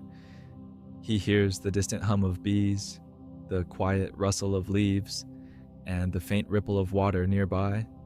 He moves without purpose, guided by curiosity and the quiet delight of being alive. There is no past or future, no destination or worry, only this fluttering present full of possibility. As a butterfly, he belongs wholly to the world around him. He is carried by wind, welcomed by flowers, unnoticed by the larger world. There is peace in being small, peace in simply being. For a while, this gentle freedom feels endless, a life lived as light, as color, as movement and joy. But as all dreams must, this one slowly begins to unravel. The colors of the garden grow dim, the air grows heavier, and the world of wings and petals starts to dissolve into shadow. Zhuangzi awakens. He opens his eyes to the faint flicker of lamplight and the cool stillness of his room. The bamboo rustles just beyond the window, and the scent of night flowers drifts in on a gentle breeze. Yet for a moment he cannot move. The feeling of lightness remains, as if his soul is caught between two worlds. His hands, once delicate wings, now seem unfamiliar, solid and weighty. He remembers the flight, the fragrance of flowers, the soft beat of wings. He remembers being the butterfly. A quiet wonder settles over him. Is he truly Zhuangzi, the philosopher, awake now from his dream? Or is he still the butterfly, dreaming that he has become a man? The line between waking and dreaming is thinner than silk, impossible to trace. For a few breaths, the world is full of questions. Which is the dream and which is the dreamer? Where does one end and the other begin? The answer does not come. Only the mystery, soft and endless, lingers in the air. Zhuangzi's dream lingers like mist at dawn, soft, difficult to grasp, impossible to forget. In the quiet after his awakening, questions begin to drift through his mind, as light and unhurried as the butterfly itself. What is real, he wonders? The dream of fluttering wings, or the world he now returns to? Is reality the solid ground beneath his feet? The lamp's warm glow, the steady rhythm of his heart? Or does reality include those moments of flight, that gentle freedom, those petals trembling beneath tiny feet? Zhuangzi's story invites us to look more closely at the world around us. Are we so sure, he seems to ask, that our waking life is any more real than a dream? And if dreams feel so vivid, if they shape our hearts, our fears, our hopes, are they not also a part of who we are? In the mystery of the butterfly, Zhuangzi glimpses the truth that self and world, waking and dreaming, are not as separate as they seem. We too are always changing, becoming someone new each time we wake, each time we wonder, each time we let go of what we thought we knew.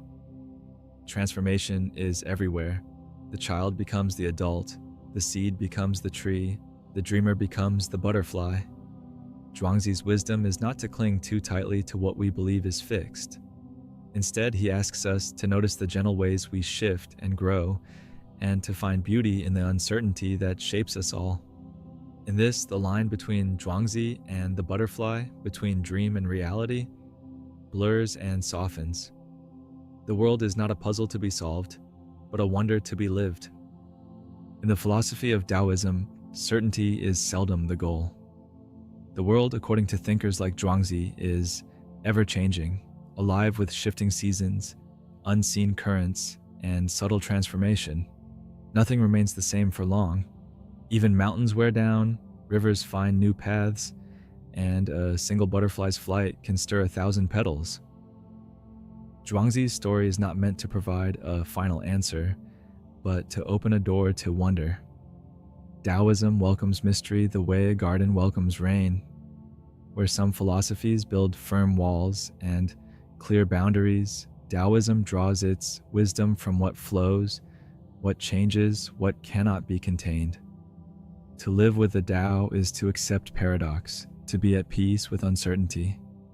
Light and shadow, joy and sorrow, self and other, all are part of a vast, connected whole. The dream is as real as the waking. The butterfly and the man are not enemies, but companions in a dance that never truly ends. Instead of seeking to master the world, Taoism teaches us to move with it, to let questions sit quietly, without rushing toward answers, to see that the heart of life is found in the gentle space between certainty and unknowing. Zhuangzi's dream reminds us that it is in change and mystery, in the places where we lose ourselves, that we often find the deepest beauty. Zhuangzi's butterfly dream is not just a story from a distant time. It is a question that touches everyone in quiet moments when the world feels strange or uncertain. Who has not wondered, at least once, whether life is more mysterious than it seems? Sometimes, as we wake from a vivid dream, for a brief heartbeat, we do not know which world is more real, the one of memory and sunlight, or the one of shadows and impossible flight. Even in waking life, there are days that feel like dreams, when time moves differently, or when we glimpse ourselves with new eyes. Zhuangzi's story reminds us that to question reality is a deeply human thing. We move through many selves as we grow, and the world itself seems to shift with us. Childhood memories can feel as distant and unreal as a half-remembered dream. New experiences can change us so much that we wonder, quietly, who we truly are. In these moments, we echo Zhuangzi's gentle puzzlement. We ask ourselves, what is the nature of reality? How do we know that we are awake? And are we not always, in some way, dreaming of who we might become, of what the world could be? Zhuangzi does not offer a simple answer.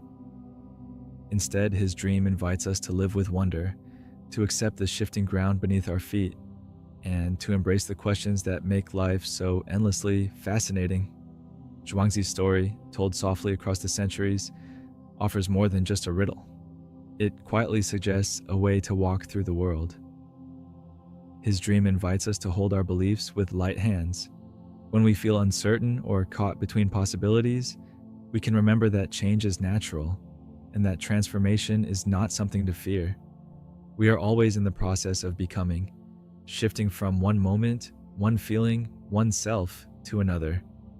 Zhuangzi's wisdom also speaks to the value of wonder.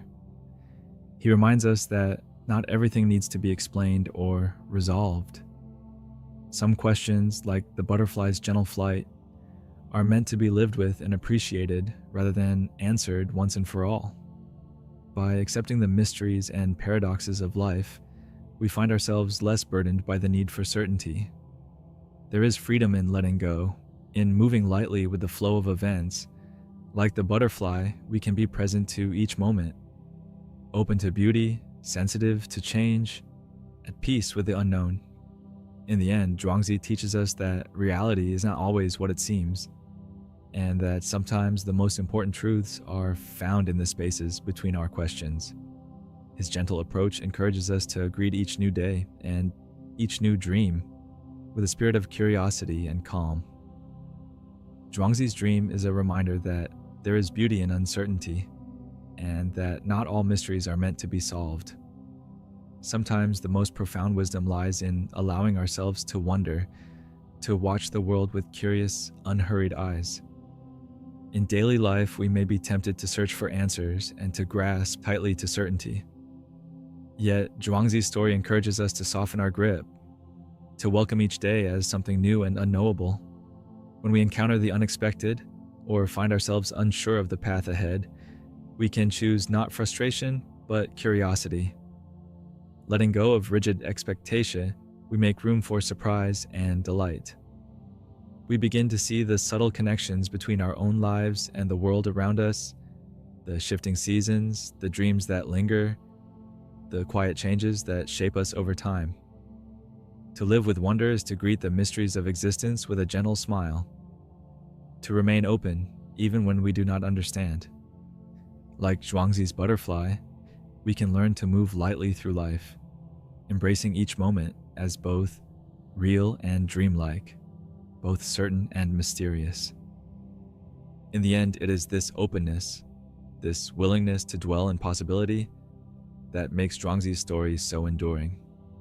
He invites us to savor the questions, to find peace in what we cannot know, and to trust that life's greatest mysteries are not puzzles to be solved, but wonders to be experienced.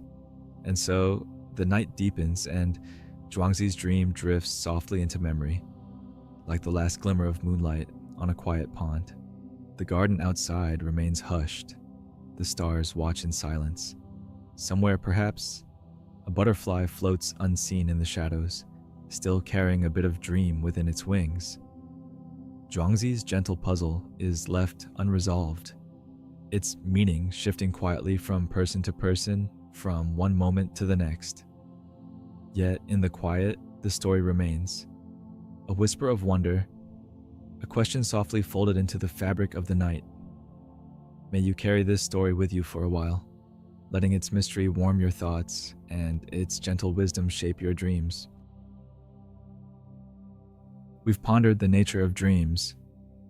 Now let's climb the mountain with Sisyphus and hear his story of resilience and meaning.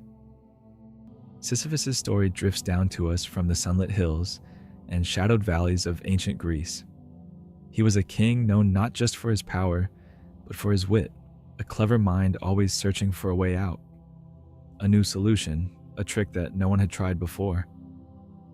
But cleverness has its cost in the old myths, and Sisyphus' name became tied to an unforgettable fate. For his trickery, he was given a task with no ending: to push a heavy stone up a steep mountain, only to see it slip from his grasp and roll back down each time he neared the top.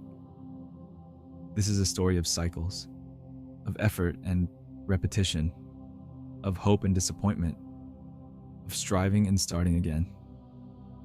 It asks us what it means to face a task with no clear reward, and how meaning can still be found in the smallest moments, even in the most endless of journeys. Tonight, we walk beside Sisyphus on his mountain path. We listen for echoes of his struggle in our own lives, and wonder together what quiet wisdom lies in the rhythm of the stone and the climb. The world around Sisyphus is hushed, as if the mountain itself is holding its breath. In the pale light before dawn, mist curls along the rocky slopes, and distant stars linger above the horizon. The stone waits at the foot of the path, cool and unmoving, while a faint breeze stirs the wild grasses that line the trail. Here, in this quiet space between night and morning, every sound seems softened. The slow scrape of stone on earth, the whisper of wind through scattered olive trees, the steady rhythm of footsteps echoing on ancient ground. Time feels different on this mountain. There is no rush, no crowd, no demands, only the gentle repetition of movement, the calm persistence of one person and one stone. As you listen, let the stillness of this place settle around you.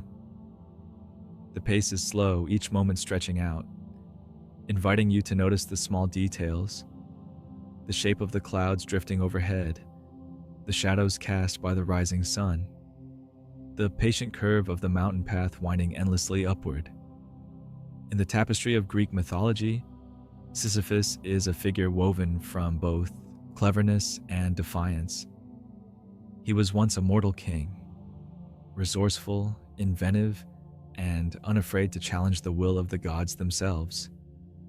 His story appears in the oldest tales, whispered by poets and philosophers who saw in him a symbol of human ingenuity and stubborn spirit. Sisyphus's life was marked by a series of clever escapes and bold schemes. He outwitted his enemies and even the gods on more than one occasion, slipping through traps that would have caught lesser men. But the ancient Greeks knew that fate has a long memory. Every clever act, every challenge to the natural order left its mark. As his story was passed down through generations, Sisyphus became more than a king with a sharp mind.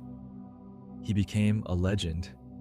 His name would forever be linked to a task both simple and impossible, a journey with no destination but the journey itself. Sisyphus's reputation was built on cunning. He delighted in puzzles, bargains, and tricks, always searching for a way to bend the world to his will. When death came for him, Sisyphus managed to chain death itself, so that no one in the world could die until the gods intervened. In another tale, he deceived mighty Zeus by revealing one of the king of gods' secrets, For a time, Sisyphus's cleverness seemed unstoppable. He found loopholes in the laws of nature, delayed his fate, and twisted even the gods' commands. But the myths remind us that every trick carries its price, and Sisyphus's debt came due at last. For all his mischief, the gods decreed a punishment that matched his spirit, a challenge he could never outwit, a task he could never finish. Sisyphus was condemned to push a heavy stone up a steep mountain, only to watch it tumble back down each time he neared the summit. There would be no escape, no clever solution, only the endless return to the foot of the mountain and the stone waiting once more. Stories like that of Sisyphus echo through the whole landscape of Greek mythology, where mortals and gods are always entwined in a dance of ambition, pride, and fate. The ancient Greeks filled their world with tales of heroes who dared too much, tricksters who tested the limits, and souls who wandered between hope and despair. Sisyphus is a cousin to figures like Prometheus, who stole fire from the gods and suffered for his boldness, or Tantalus, forever reaching for fruit and water just beyond his grasp. These stories remind us that cleverness and courage often walk alongside stubbornness and risk. In each, there is a tension between human longing and the boundaries set by the gods, a sense that every gift comes with a shadow, and every act of rebellion invites a lesson. In this way, Sisyphus stands as a symbol not only of punishment, but of the unbreakable spirit found in so many ancient tales. His journey up the mountain becomes a quiet reflection on the struggles and cycles that thread through all human lives. Imagine Sisyphus alone on the mountainside, his hands pressed against the rough familiar surface of a boulder as large as himself. The air is cool and thin, scented with wild thyme and dust. He leans in, feeling the weight of the stone settle against his shoulder, bracing his feet against the shifting earth. With steady determination, he begins to push. Each step is measured, slow, and deliberate. The stone moves by inches, grinding softly against the mountain path. Far below, the valley lies still in the early light, while above, the summit seems both impossibly near and endlessly distant. Sometimes the path grows steeper, the ground loose beneath his sandals. The sun rises, casting long shadows that drift across the rocks. Sisyphus's muscles ache, but he pushes on, his breathing even and quiet. There's only the steady rhythm: push, pause, breathe, over and over. At last he draws near the top, the world opening up before him. But just as he reaches the crest, the stone slips from his grasp. It begins to roll, first slowly, then gathering speed, rumbling down the mountainside and vanishing into the mists below. Sisyphus stands for a moment in silence. Then, without complaint or celebration, he turns and walks back down the slope, his shadow stretching behind him. At the bottom, the stone awaits, ready to begin again, as it always has and always will. The mountain is endless, a sweep of dark earth and ancient stone that seems to rise forever into the clouds. Its slopes are worn smooth by centuries of wind, rain, and the steady passage of the solitary figure below. No birds cry here and no travelers pass. Only the hush of eternity clings to the heights. The stone itself is both burden and companion, a perfect sphere shaped by fate and time. Its surface is cold to the touch, flecked with scars and the white dust of many failed ascents. It is neither friend nor enemy, simply a presence, heavy, unchanging, always waiting at the foot of the mountain for Sisyphus to return. And so the cycle repeats. Each day, Sisyphus bends his strength to the stone, urging it upward along familiar grooves in the earth. Each day, just as hope glimmers near the summit, gravity and fate conspire to draw the stone back down. There is no ending, no escape, only the gentle, steady rhythm of effort and return. An unbroken circle spun out beneath the silent sky. This is the world of Sisyphus, mountain, stone, and the never-ending path between them. In this ceaseless journey, a quiet kind of meaning flickers, found not in the reaching of the summit, but in the act of beginning again. His hands are rough and calloused from the endless climb, fingers tracing the cool, gritty surface of the stone. Each ridge and hollow is familiar to him, worn by countless journeys, shaped by the pressure of his palms and the scrape of stone against stone. Sometimes, in the early morning, a faint mist beads on the rock, making it slippery beneath his grip. Other times, the midday sun warms the boulder, turning it into a stubborn ember beneath his touch. Above, the mountain heights are silent. There is a hush that settles over the upper slopes, where even the wind seems to pause, and the world narrows to Sisyphus, the stone, and the long, sloping path. The quiet is deep, broken only by the muted thud of the rock, the steady rhythm of footsteps, and the sound of his own breath, slow and even. The weight of routine wraps itself around each day, heavy but oddly comforting. There is a certainty to this work, a rhythm that never changes, the gathering of strength, the careful push, the short pauses to catch his breath. It is a pattern as old as memory, a slow dance between hope and surrender, struggle and release, repeated again and again beneath the vast, unchanging sky. The myth of Sisyphus lingers in the mind long after the story is told. Why should a life filled with endless repetition, an effort doomed never to reach its goal, matter to us? The ancient Greeks saw in Sisyphus a question as much as a warning, a puzzle about what it means to strive and struggle, even when the outcome is never in doubt. Some hear the story and feel only the weight of futility. Others, though, sense something quieter and more subtle, a glimpse of courage in the simple act of continuing, a quiet dignity in doing the work each day demands. The mountain does not grow smaller and the stone does not become lighter, but still Sisyphus returns, again and again, to the beginning. Perhaps the meaning is not found at the summit or in some final victory, but along the path itself. In the patient push against the stone, there is a lesson about persistence, resilience, and the mysterious strength it takes to begin anew, no matter how many times we have done so before. Long after the ancient storytellers had spoken, the tale of Sisyphus found new life in the thoughts of philosophers and dreamers. One such thinker, living many centuries later, gazed upon the mountain and saw not just a punishment, but a kind of freedom. In the endless rhythm of Sisyphus's climb, there is a strange, luminous clarity. Each step, each breath, each turn back down the slope becomes its own moment, full and real, complete in itself. The summit may never be reached, and the stone may always roll away, but Sisyphus's journey belongs to him alone. The struggle itself, lived honestly and without illusion, becomes something more than suffering. It becomes a way to make meaning where none is given, to find light along a path that seems only to circle. In this telling, Sisyphus is not defeated by his fate, nor defined by the stone he pushes. He becomes, instead, a symbol of endurance and quiet acceptance. A reminder that even in the most repetitive tasks, there is room for purpose, for reflection, and for a quiet kind of joy. There is something quietly remarkable in the figure of Sisyphus as he walks down the mountain once more, hands empty yet spirit unbroken.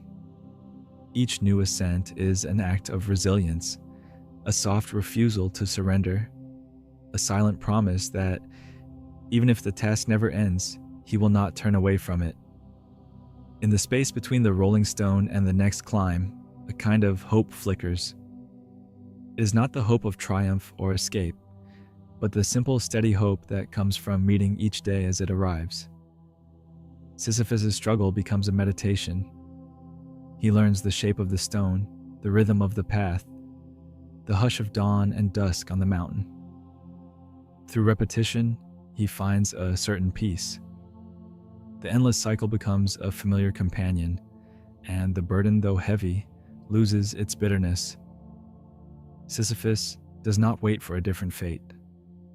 Instead, he makes meaning with each step, discovering again and again the quiet strength that lies in persistence and presence, and perhaps a kind of happiness known only to those who choose to begin anew. Though Sisyphus's mountain may rise in the realm of myth, his story quietly echoes in the rhythms of ordinary life. Each of us, in our own way, faces tasks that return with the dawn: a floor to sweep, a lesson to learn, a routine to begin again. There are moments when the weight of repetition can feel as steady and unchanging as a stone. Yet within these daily cycles, there is room for grace. We too can find small meaning in the turning of routines, in the slow unfolding of effort, in the little rituals that shape our days. There is comfort in familiar patterns, in the quiet assurance that every morning brings a chance to begin once more.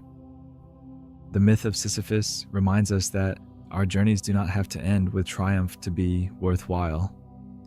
There is dignity and even a kind of beauty in simply continuing, in greeting the day, lifting the stone, and carrying it forward with gentle persistence. In the gentle repetition of Sisyphus's journey, there is a hidden invitation to notice the small, almost invisible moments of peace that arise within routine. The warmth of sunlight on stone, the coolness of early morning air, the soft hush of the mountain in twilight. These moments, fleeting and simple, become treasures scattered along the path. Persistence does not always roar. Often it moves quietly through the hours, folding clothes, brewing tea, turning a page, or simply taking another step. There is a quiet honor in tending to these small acts, in returning to our tasks with care, and in trusting that meaning can grow in familiar soil. If we look closely, we may find that within the cycle of daily effort, there are glimpses of beauty and peace. A bird singing at the window, the pattern of shadows on a wall, the steady sound of our own breathing. Sisyphus's story reminds us that even when the work seems endless, each moment is unique, each step a chance to discover something gentle and new. Sisyphus's endless climb is not a rule or a warning, but a quiet metaphor carried through time. The mountain, the stone, the path repeating, these are shapes that move through every life in their own quiet way. His journey invites us not to seek answers, but to notice the mystery of the climb itself. There is no tidy lesson at the end of the story, no golden meaning hidden at the summit. Instead, Sisyphus's journey becomes a mirror, reflecting back our own moments of perseverance and our own silent hopes. It asks nothing of us and offers only a gentle invitation to witness the rhythms of our days, to hold the familiar burdens with kindness, and to find, somewhere in the repetition, a quiet sort of wonder. So the mountain remains, silent beneath the changing sky, and the stone waits, steady as time itself. Somewhere on that quiet slope, Sisyphus continues his climb, not as a warning, but as a presence, enduring and patient. His story drifts on the evening breeze, settling quietly among our own memories of effort and renewal. As the day folds into night and the world grows still, the image of the solitary figure and his stone lingers, reminding us that even in endless return, there is space for meaning and perhaps for peace. Let the rhythm of the mountain and the hush of the climb remain with you, soft as a thought before sleep, steady as a story that has no ending, only a gentle beginning again and again. As the echoes of Sisyphus's journey fade into the quiet of the night, there is no need for final answers, only the gentle hush of the mountain, the calm persistence of the climb, and the sense that even within the familiar, something new may always be found. Let the stillness settle around you, spacious and open. May you carry with you the thought that within each return, each simple act, there lies the possibility of discovery, a subtle promise that, like Sisyphus, we can find meaning not in endings, but in the endless unfolding of the journey itself. From Sisyphus's endless effort, we move gently to the calm wisdom of the Buddha and the balance of the middle path. In the shade of ancient trees by the banks of slow rivers, the story of the Buddha begins. Born Siddhartha Gautama, he grew up surrounded by beauty and comfort in a royal palace, yet he could not escape the quiet questions that lingered at the edge of his days. What brings real happiness? What does it mean to suffer? How can a person find peace that endures? As he grew older, Siddhartha set aside his riches and walked out into the world searching for answers. He wandered dusty roads and silent forests, seeking wisdom among sages and mendicants. He learned the pull of desire and the ache of deprivation, living at both the softest and the hardest edges of life. But it was not in excess or in hardship that he found his truth. Between the pull of pleasure and the weight of denial, the Buddha discovered a gentler way, a path not of extremes but of balance. This is the middle path, a way that moves quietly through the world with mindfulness and kindness, finding peace not by turning away from life but by meeting it with open eyes and a calm heart. The world is hushed beneath a wide, pale sky. A gentle breeze stirs the leaves in the high branches, and somewhere a river moves slowly over smooth stones, carrying with it the echoes of ancient footsteps. The air is filled with the scent of earth and distant blossoms. Birdsong rises softly and then falls away. In the quiet, you can almost hear the stillness that lives between each sound. In this quiet space, time seems to slow. Each moment stretches out, gentle and unhurried. There is no rush or worry here, only the steady rhythm of breath and the feeling of being present. Whether it is the half-light of dawn or the cool blue of evening, everything feels balanced and whole. Let the peacefulness of this setting settle around you. Let each word and image move gently through your mind. Here on the middle path, the world is not divided between joy and sorrow, but is softly held in the space between. Long before he became known as the Buddha, Siddhartha was born into a world of abundance and gentle shelter. He grew up in the gardens and sunlit halls of a royal palace in northern India. Every comfort was his. Silk cushions, fragrant foods, musicians and storytellers who filled each day with beauty. His father, the king, hoped to protect him from every shadow of suffering.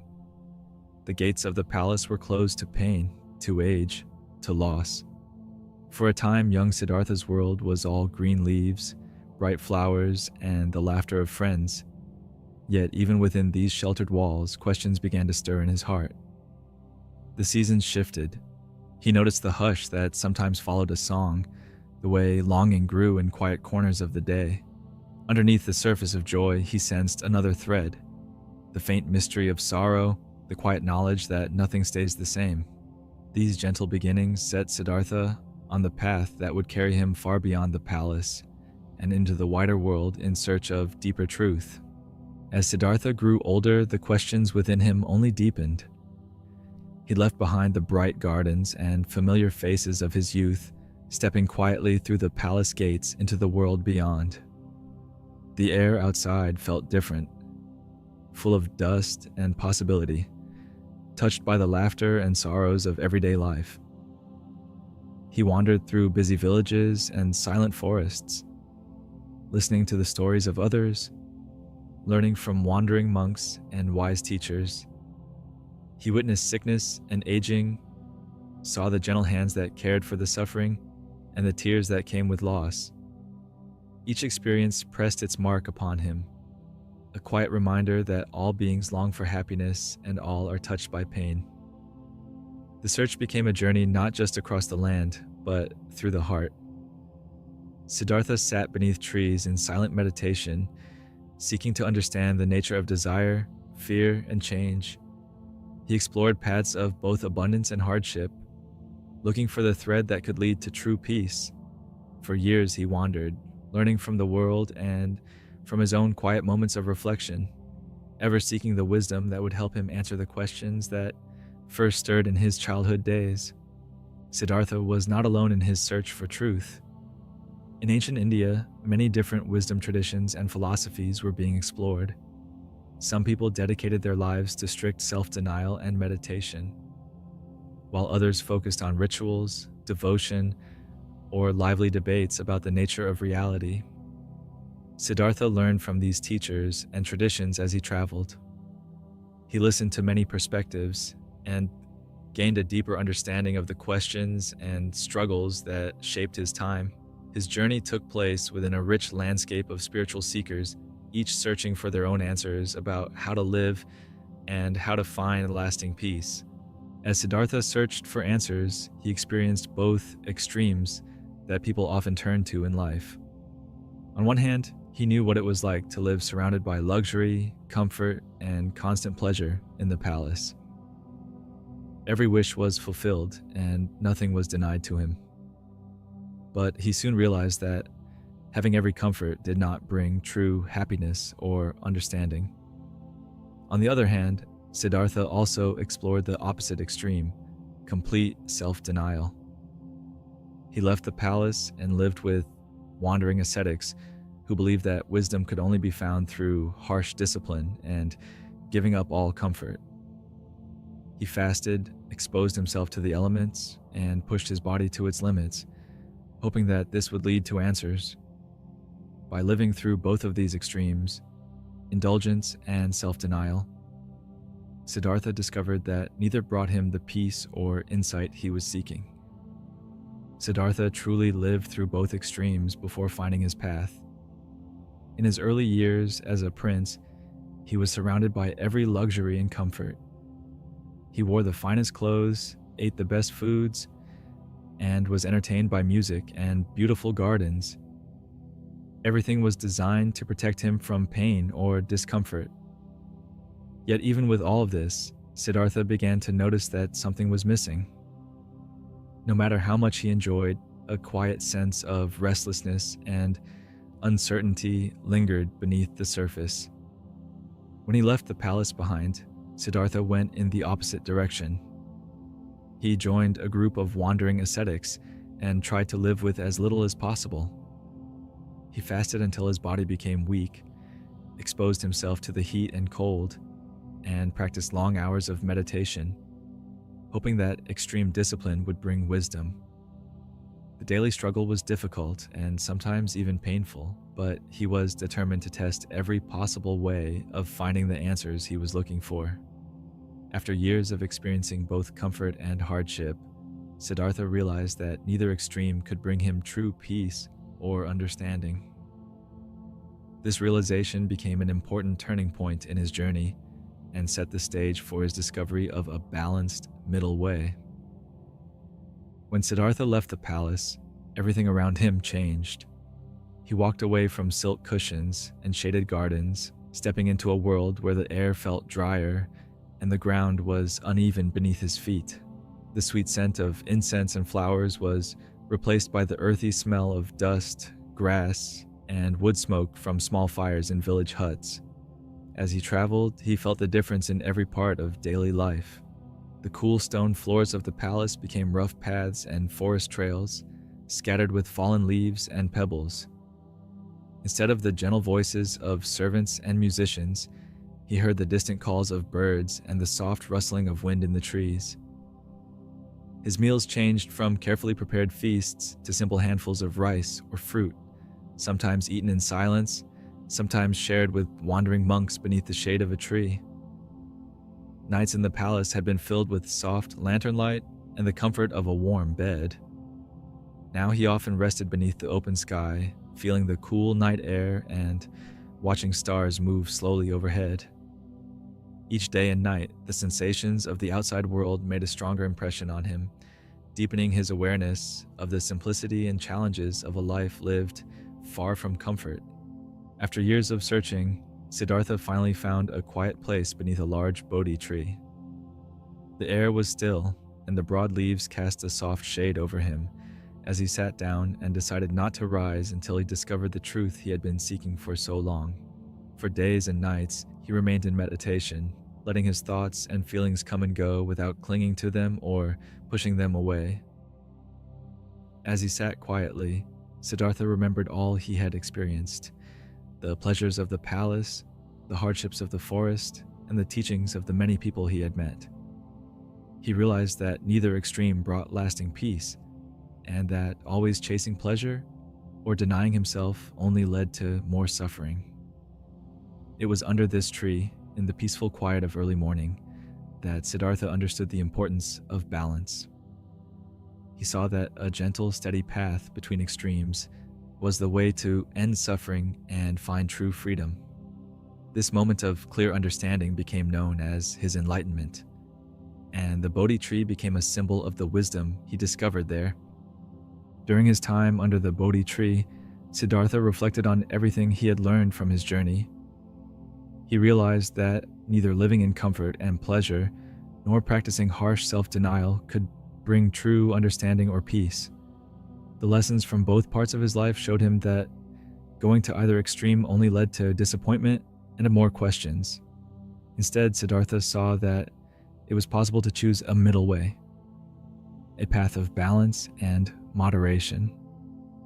This path respected both the needs of the body and the needs of the mind. It encouraged kindness to oneself and to others, not asking for too much or too little, but finding a calm, steady approach to living. The wisdom of the middle path is that it does not reject pleasure or discipline, but instead invites us to find a gentle balance between them.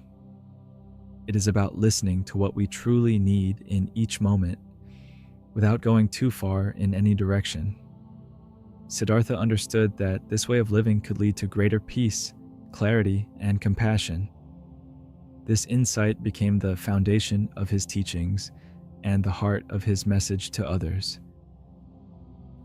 After his realization, Siddhartha felt a deep sense of peace and understanding. The middle way offered him a way of life that was neither rigid nor careless. Instead of feeling torn between wanting more and denying himself completely, he discovered a calm, steady ground where he could simply be present with whatever each moment brought. The middle way brought a quiet clarity. Siddhartha noticed that by living with moderation and balance, he could think more clearly and respond to the world with greater kindness and patience. He no longer felt pushed or pulled by desires or fears. Instead, he could move through life gently, accepting both joys and challenges without getting lost in either. This sense of peace and clarity was not something magical or distant. It grew from paying attention to the present moment, making thoughtful choices, and caring for both body and mind. The middle way became a source of strength and comfort, and it guided Siddhartha for the rest of his life as he shared his insights with others. The middle path is more than a rule or a set of instructions. It is a gentle way of living that encourages us to find balance in our everyday lives.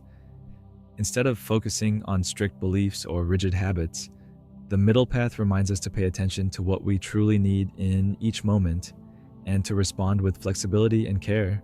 Beyond religious teachings or formal practice, the middle path is about making choices that bring a sense of ease and stability. It is about not being too hard on ourselves when things go wrong and not chasing after endless pleasure or success. The middle path invites us to let go of extremes and to trust that peace can be found in the simple, steady rhythm of ordinary days.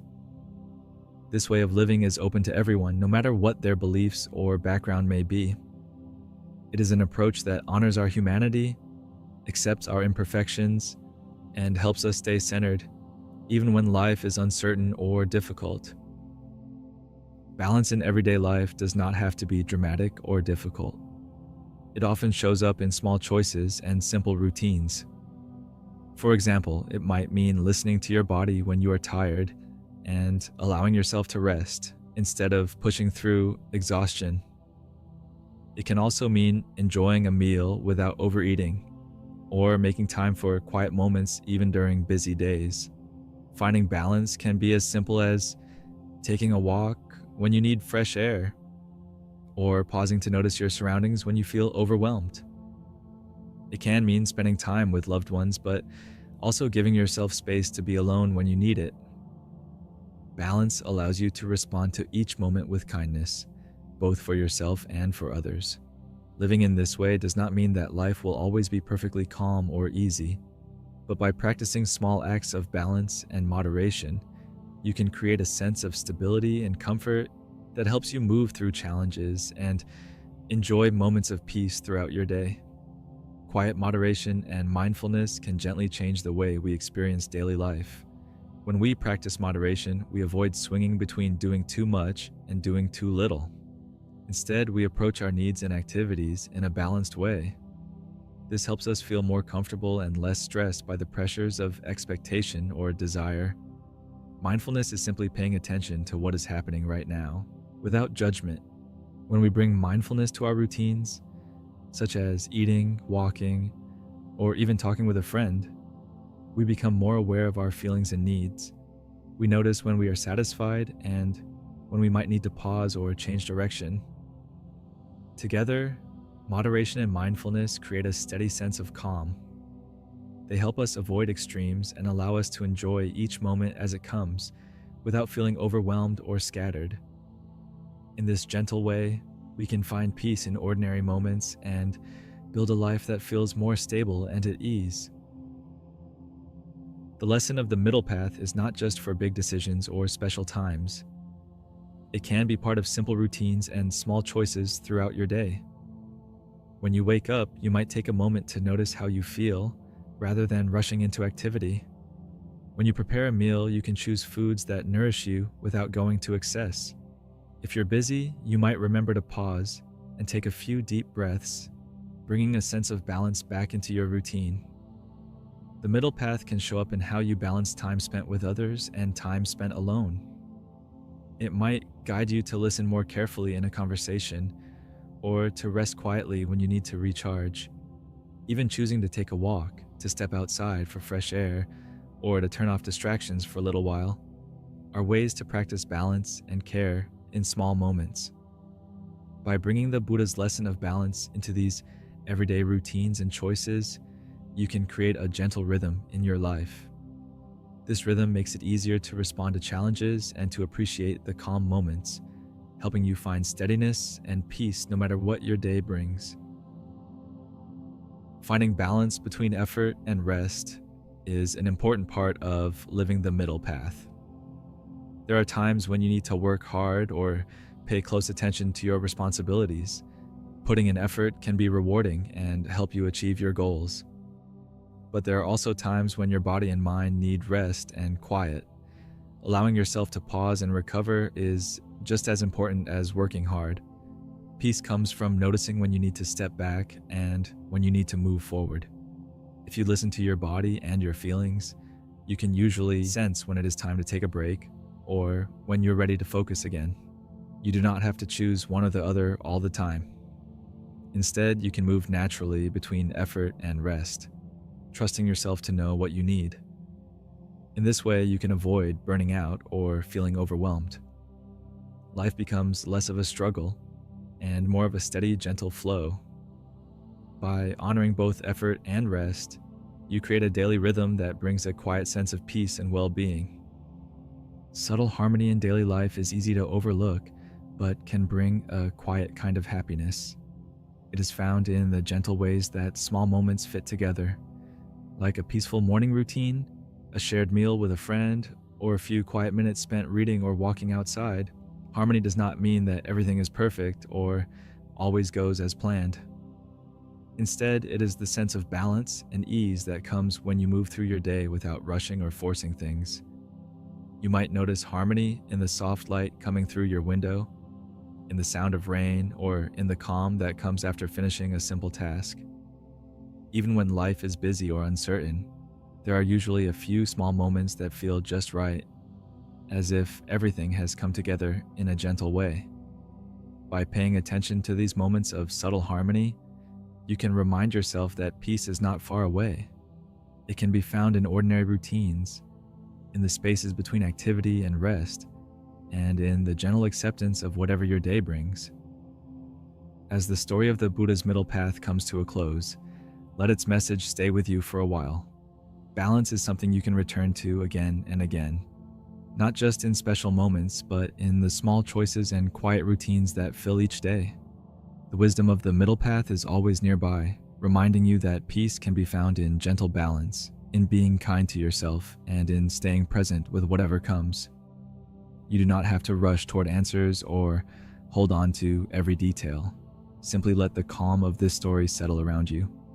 The Buddha's journey is a reminder that lasting peace grows from steady attention to the middle way, between extremes, in the simple center of your own life. As you reach the end of this story, let yourself rest in the quiet that follows. There is no need to search for perfect answers or to judge your path. Simply notice the stillness within and around you. The middle path is always open, inviting you to meet each moment with gentle acceptance, to find comfort in the present, and to trust that peace and new possibilities are always within reach. Let yourself feel at ease and carry this calm with you as you drift into rest. We've walked the middle path. Next, let's join René Descartes as he quietly wonders about dreams, reality, and what we can know for certain. René Descartes was a philosopher who lived in 17th century France. He spent much of his life asking deep questions about what we can truly know and how we can tell the difference between appearance and reality. Descartes was curious about the world and about his own thoughts. He wondered how much of what we experience each day is certain, and how much might be an illusion. One night, as he reflected on his own experiences, Descartes began to question the nature of dreams. He realized that when we are dreaming, everything often feels as real and vivid as when we are awake. The sights, sounds, and feelings in dreams can be so convincing that we might not know we are dreaming until we wake up. This simple idea that our senses can sometimes deceive us and that dreams can seem just as real as waking life became a central part of Descartes' thinking. He began to wonder, how can we ever be completely sure that we are not dreaming right now? And if our senses can sometimes trick us, what can we truly trust? Take a moment to settle in. Imagine a quiet room at night. The air still and gentle, with only the softest sounds in the distance. Outside, the world is peaceful and dim, shadows moving slowly across the floor. The gentle hush of evening wraps around you like a warm blanket. In this quiet space, your thoughts can drift freely. There's no need to rush or solve anything. You are simply here, listening, letting ideas flow in and out like the steady rhythm of your breath. As you rest in this calm, open place, let your mind become curious and relaxed, ready to explore the boundaries between waking and dreaming, certainty and wonder. René Descartes was born in France in 1596, a time of great change and discovery in Europe. The world was opening up with new ideas about science, mathematics, and philosophy. People were beginning to question old beliefs and look for new ways to understand themselves and the universe. Descartes was a thoughtful and curious person, often seeking quiet places to reflect and write. He studied law and mathematics, but it was philosophy that drew his attention most deeply. Descartes wanted to know what could be trusted beyond all doubt and how we can be sure about what is real. Living through a period filled with uncertainty and new possibilities, Descartes brought a spirit of careful questioning and deep curiosity to every part of his life. His ideas would go on to influence not just philosophy, but the way people approach knowledge and truth even today. Descartes was deeply interested in the nature of knowledge. He wondered how we can know anything for sure, and what it really means to be certain of something. While most people trusted their senses and the world around them, Descartes questioned whether our senses always tell us the truth. He noticed that things are not always as they seem. A stick looks bent in water, or a dream can feel real until we wake up. He wanted to find a foundation for knowledge that could not be doubted. This search led him to carefully examine his own beliefs, setting aside anything that might be uncertain or mistaken.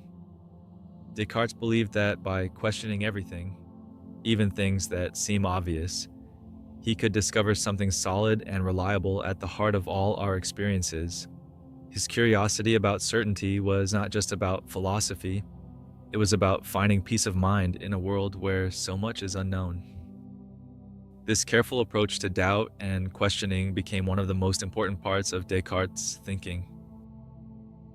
Dreams are a familiar part of life for almost everyone. At night, as you fall asleep, your mind sometimes weaves together stories and images that can feel just as real as anything you experience when you are awake. In dreams, you might walk through places you have never seen, meet people who seem lifelike, or feel strong emotions, joy, fear, or even surprise. While you are dreaming, the sights and sounds can be vivid and convincing. You might smell the rain, taste sweet fruit, or hear voices calling your name. Sometimes you only realize it was a dream after you wake up and notice that the details do not quite make sense, or the story slips away like mist. Because dreams can feel so real in the moment, it's sometimes hard to tell the difference between dreaming and waking while you are inside them. This is one of the reasons Descartes became so curious about the nature of reality. If our dreams can be so convincing, how can we be sure that our waking experiences are any different? Descartes began to wonder about the line between dreaming and waking. If dreams can seem so real, how can we know for sure when we are truly awake? In the middle of a dream, everything feels normal and believable, but when you wake up, you realize it was all imagined. This led Descartes to ask a simple but powerful question. Is it possible that what we think is waking life could also be a kind of dream? He realized that if our senses can sometimes fool us when we are asleep, maybe they could also deceive us when we are awake. Descartes did not ask this question to create confusion, but to explore what we can truly rely on. He wanted to know if there was anything in our experience that is beyond doubt, something we can trust even when we are unsure whether we are dreaming or awake. Waking up from a dream can sometimes feel mysterious. There are moments when the colors and feelings of a dream still linger, even as you open your eyes to the real world. You might remember the sound of distant voices, the touch of soft rain, or the feeling of floating through the air, details that slowly fade as you become more aware of your surroundings. Sometimes you wake with a sense of confusion, not sure if what you just experienced was real or imagined. The lines between dreaming and waking can blur for a few moments. The familiar objects in your room come into focus, and the world of the dream slips away quietly. As you adjust, you realize you are truly awake, but the memory of the dream might stay with you for a while, like a shadow at the edge of your thoughts. This gentle transition between dreaming and waking is something everyone experiences. It shows how easily our senses can be fooled, and how convincing our own minds can be when we are caught between worlds. If you listen to the episode about Zhuangzi and the butterfly dream, you might remember how the line between dreams and waking life can be mysterious and unclear. Zhuangzi wondered whether he was a man who had dreamed of being a butterfly, or a butterfly now dreaming he was a man. This gentle puzzle shows up in many philosophies around the world, inviting us to question what is real and what might simply be the product of our dreaming minds. Descartes, in his own way, was asking a similar question. How do we know with certainty that we are truly awake? These stories remind us that the boundary between dream and reality is sometimes much thinner than we think. Both Zhuangzi and Descartes were fascinated by the mysteries of dreams and reality. Even though they lived in different times and cultures, each wondered whether our ordinary experiences could actually be part of a dream. Zhuangzi's butterfly dream leaves us with the question, How can we be sure who we really are, or whether we are awake or still dreaming? Descartes asked a similar question, noticing that dreams can feel as real as anything we experience while awake. He wondered if there was any way to tell the difference with complete certainty. Both thinkers invite us to consider how easily our senses can be fooled, and how reality might sometimes be less solid than it seems. By comparing these two perspectives, we see that the question of what is real is not just a puzzle for philosophers, but something that everyone can relate to. It reminds us to look at our own experiences with curiosity, to notice the times when things feel uncertain, and to accept that not everything is as clear as it appears. Both Zhuangzi and Descartes recognize that there is a deep uncertainty at the heart of human experience. Whether we are dreaming or awake, it is sometimes difficult to know for sure what is truly real. In dreams, everything feels convincing until we wake up and realize it was only imagined. But even in waking life, our senses and memories can sometimes mislead us. This shared theme of uncertainty invites us to be humble about what we know. It shows that our minds are powerful and creative, able to build whole worlds, sometimes while we sleep, and sometimes while we are wide awake. By noticing this uncertainty, we can become more thoughtful and gentle with ourselves and others, realizing that everyone experiences moments of doubt and wonder. Descartes wanted to find out if there was anything he could know for certain, even if he doubted everything else. He imagined that at any moment he could be dreaming, and that nothing around him might be real.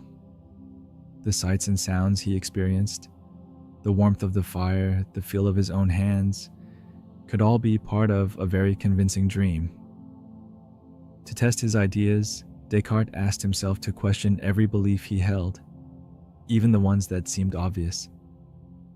Could he trust his senses? Not always, since dreams often feel real until we wake up. Could he rely on the world around him? Not completely, because sometimes our minds can trick us. In this thought experiment, Descartes decided to doubt everything that could possibly be doubted, just to see what would remain.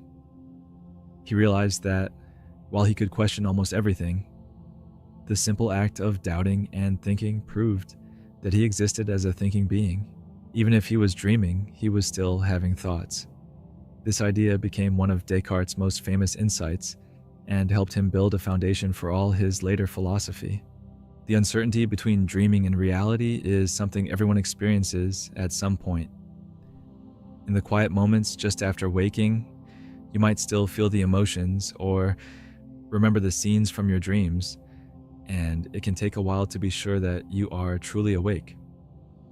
Descartes realized that because dreams can be so vivid and lifelike, there is always a chance that what we take for reality might not be as certain as we think. This uncertainty can feel unsettling, but it also encourages us to look more closely at our own experiences. By asking how we know what is real, we become more aware of how our senses and thoughts shape our understanding of the world. Descartes used this question to look for something solid, some truth that would hold steady, whether he was awake or dreaming. Not knowing with absolute certainty if we are dreaming or awake can remind us to approach life with curiosity and openness. It is a gentle invitation to notice the details of the present moment, to trust our experience while also remembering that not everything is always as it seems. Take a moment to think about your own dreams and the times you have woken up still feeling the emotions or images from the night. Can you remember a dream that felt so real you were surprised when you woke up? Or a morning when it took a little while to be sure you were really awake? These experiences are reminders of how powerful and convincing our minds can be, whether we are asleep or awake. If you like, you can pause and notice the room around you now, the light, the sounds, the feeling of your breath. Notice how real everything seems, and also how gentle the line is between waking and dreaming. Reflecting on these moments can help you appreciate both the mystery and the beauty of your own experience. It is an invitation to be curious about your thoughts and perceptions, and to approach each new day with a sense of wonder. Descartes' journey through doubt was not meant to leave him feeling lost or uncertain forever. His goal was to discover if there was anything that could not be doubted, no matter what. He wanted to find a foundation for knowledge that would be strong and unshakable, even if every other belief turned out to be mistaken. To do this, Descartes has decided to set aside everything he could possibly question. He doubted his senses, his memories, and even the existence of the world around him. But as he did this, he realized there was one thing he could not doubt: the fact that he was thinking and questioning at all. Even if everything else was an illusion, the simple act of thinking was proof that he existed as a thinking being. This idea, "I think, therefore I am," became the starting point for all of Descartes' later philosophy. It was his way of showing that, even in the middle of uncertainty, it is possible to find something solid and real to hold on to. Finding certainty is not always easy in a world where our perceptions can change from moment to moment. Descartes noticed that what we see, hear, or feel can often be influenced by our emotions, memories, or even the time of day. Sometimes things that seem obvious turn out to be mistaken, and experiences that feel real in one moment can seem distant or unclear in another. This challenge made Descartes wonder if there is anything we can truly rely on. He realized that, while our senses are useful, they are not always perfectly accurate. Dreams, illusions, and misunderstanding can all make us question what is real. Even our most familiar surroundings can seem different in the light of a new day or in the depths of a vivid dream. Despite these challenges, Descartes continued to search for something certain, a truth that would not change no matter how much the world around him shifted. His journey reminds us that it is natural to question, and that looking for certainty can help us understand ourselves and the world more deeply. Questioning reality does not mean we have to doubt everything or feel lost. Instead, it can be a gentle way of being curious about the world and our place in it. When we ask ourselves what is real and what might only be a dream, we begin to look at our experiences with fresh eyes. Descartes' questions encourage us to pay attention to the details of each moment. We might notice the feeling of the air on our skin, the sound of quiet in the room, or the way light moves across the floor. By being open to the possibility that things are not always as they seem, we become more aware, thoughtful, and even a bit more humble about what we know. Questioning reality can help us appreciate both the certainty and the mystery of life. It is not about finding all the answers, but about being willing to notice, to wonder, and to accept that some things may always remain uncertain. In this gentle spirit of curiosity, we can find a quiet sense of comfort and possibility. Descartes' questions about dreams and reality are not just for philosophers, they show up in our everyday lives too. There are times when we are unsure about what we see or remember, when we wonder if we misunderstood something or imagined a detail. Sometimes we look back at an old memory and realize it feels almost like a dream, blurred at the edges and hard to pin down. Moments of uncertainty are a natural part of life. They remind us that our minds are always working to make sense of the world, even if we do not always have perfect information.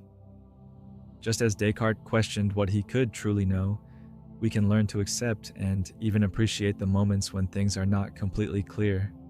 By noticing these everyday uncertainties, we can approach life with a little more patience and openness.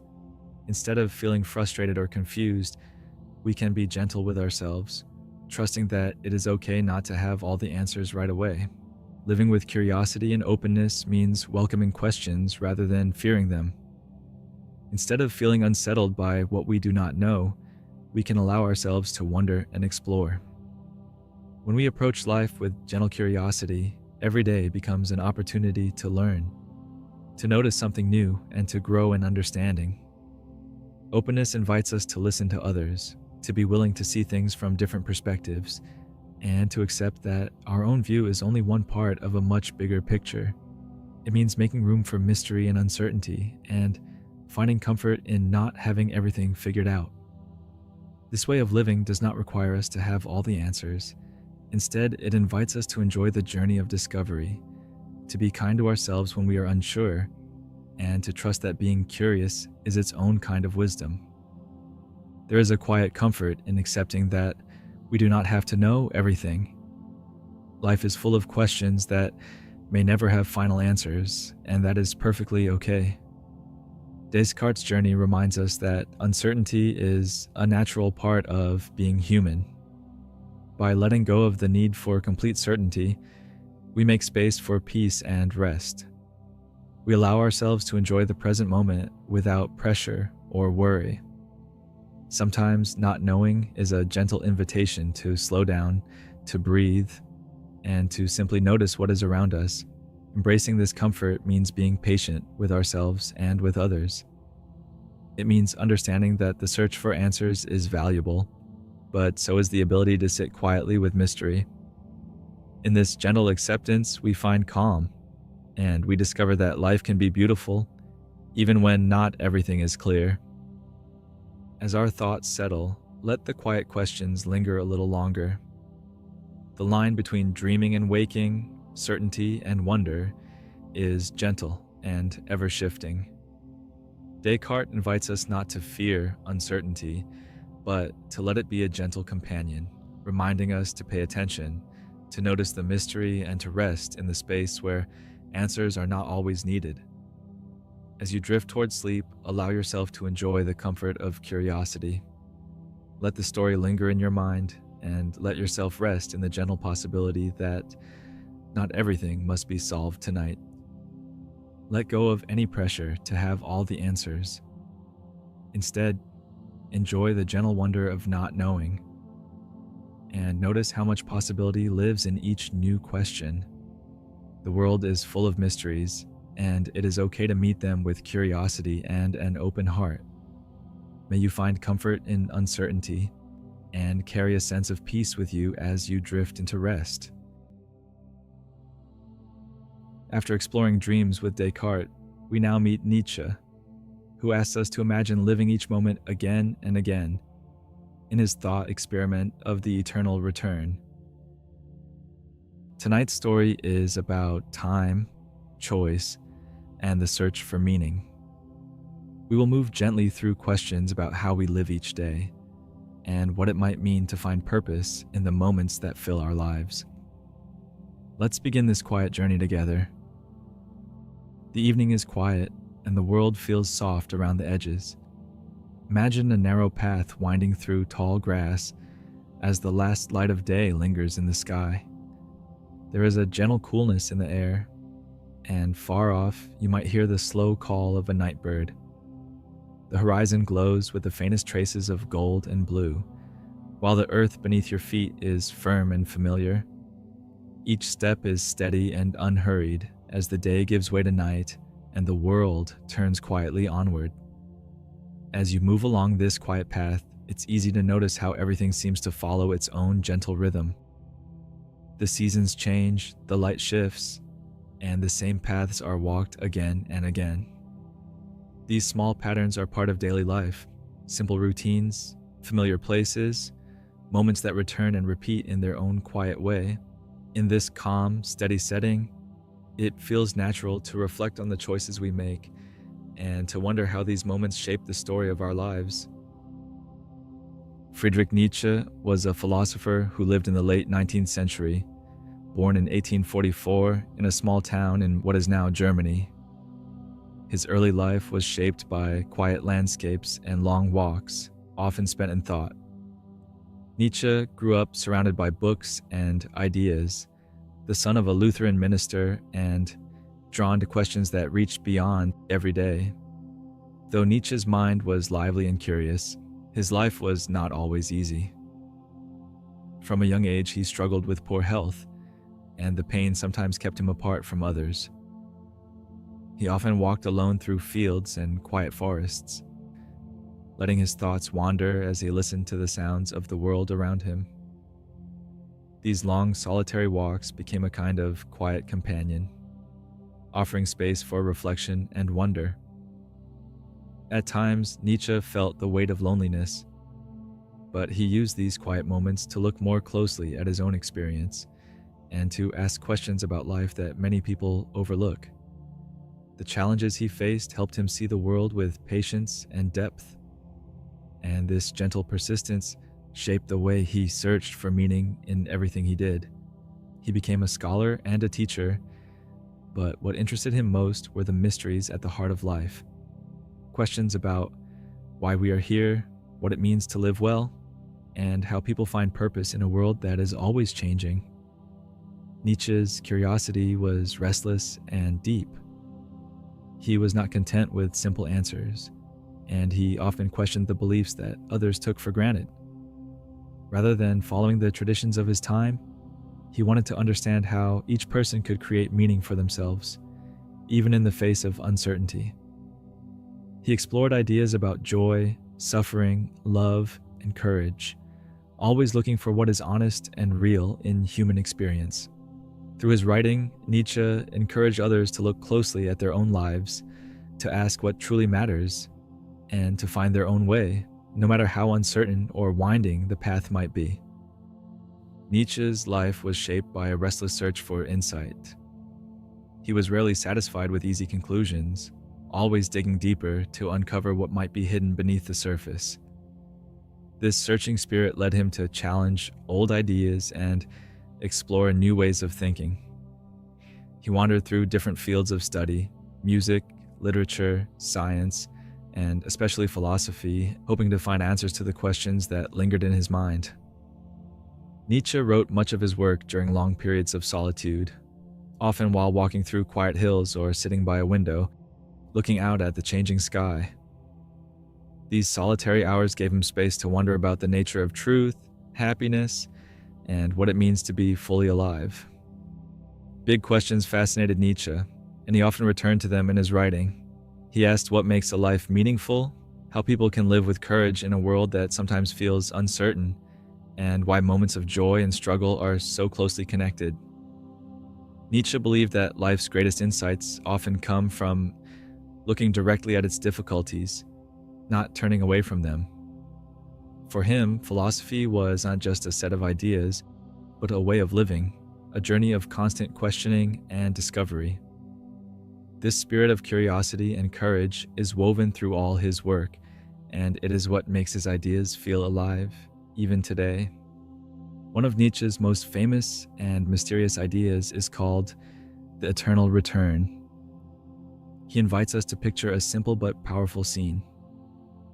Imagine, as you move through your day, a quiet voice approaches and tells you that everything you have ever lived, every moment, every conversation, every small choice, will happen again, exactly as it has before.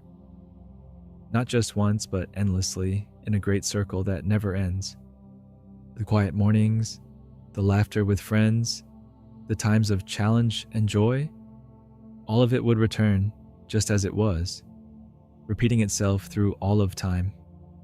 Nietzsche does not mean for us to take this as a literal truth, but as a gentle question that makes us pause and reflect.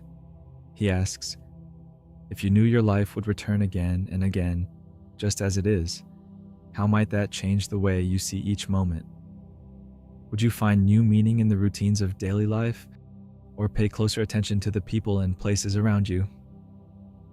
The eternal return is not about grand or dramatic events, but about noticing and accepting each detail, even the smallest and most ordinary parts of our days. This thought experiment is meant to awaken curiosity, not fear. Nietzsche uses it as an invitation to consider how we might live if we welcomed our lives just as they are. It is a gentle challenge, asking us to look at our experiences, both the easy and the difficult, with open eyes. The eternal return encourages us to cherish the present, to embrace our story, and to discover what it might mean to say yes to life in all its details, again and again. Imagine waking each morning to the same soft light in your room, hearing the same quiet sounds, and following the same gentle routines that have shaped your days. Each moment, from the simplest to the most important, unfolds exactly as it has before. The taste of breakfast, the walk to a familiar place, the small surprises, and the ordinary tasks, all of these return unchanged each time you live through them. You find yourself meeting the same people, sharing the same words, and feeling the same mix of joy, doubt, and wonder as you move through your day. Every kindness and every mistake, every comfort and every challenge comes back just as it was. Even the emotions that pass through you, moments of happiness, times of sadness, the quiet hours and the busy ones, are all part of this endless return. In this gentle vision, nothing is left out or forgotten. The life you know, with all its patterns and details, repeats itself like a familiar story told over and over. It is not just the big moments that come back, but also the smallest gestures and the most subtle changes in the world around you. Through the eternal return, Nietzsche invites us to see how every part of our lives, no matter how ordinary, is woven into the pattern of time. Nietzsche's idea of the eternal return is a gentle way of asking us to look closely at the choices we make, the joys we experience, and even the regrets we carry. If every part of our life were to repeat again and again, it encourages us to notice what we value most and what we might want to change. It is not about seeking perfection, but about being honest with ourselves, seeing which moments bring us a quiet sense of happiness and which ones leave us wishing for something different. This thought experiment invites us to treat each day with care, as if every word and action will echo through time. It is a reminder that small, everyday moments are just as meaningful as the bigger events. The eternal return gently asks us to reflect on how we live, not to judge or criticize, but to help us see what truly matters. In this way, Nietzsche's idea becomes an invitation to live with intention, to find peace in our choices, and to welcome each moment as an important part of our own story. As you listen to this story, you might think quietly about the routines and habits that fill your days. Consider the gentle rhythm of your mornings, the way you move through familiar places, or the small comforts you return to without thinking. There are moments that repeat themselves: meals shared, favorite walks, the soft light at a certain time of day. These simple patterns, often overlooked, can become a source of calm and steadiness. You may also remember certain moments that feel special or cherished, even if they seem ordinary. It could be a kind word, the sound of laughter, or a peaceful pause in the middle of a busy day. Nietzsche's idea invites you to notice these small pieces of your life, to see how they shape your experience, and to wonder how they might feel if they returned again and again.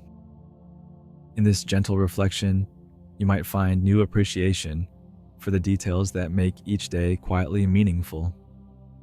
You might ask yourself gentle questions as you think about your own day. If you were to live this very day again and again, what moments would you want to notice more closely? Is there a small joy you sometimes overlook? A quiet pause in the afternoon? The feel of sunlight through a window, or the comfort of a familiar routine?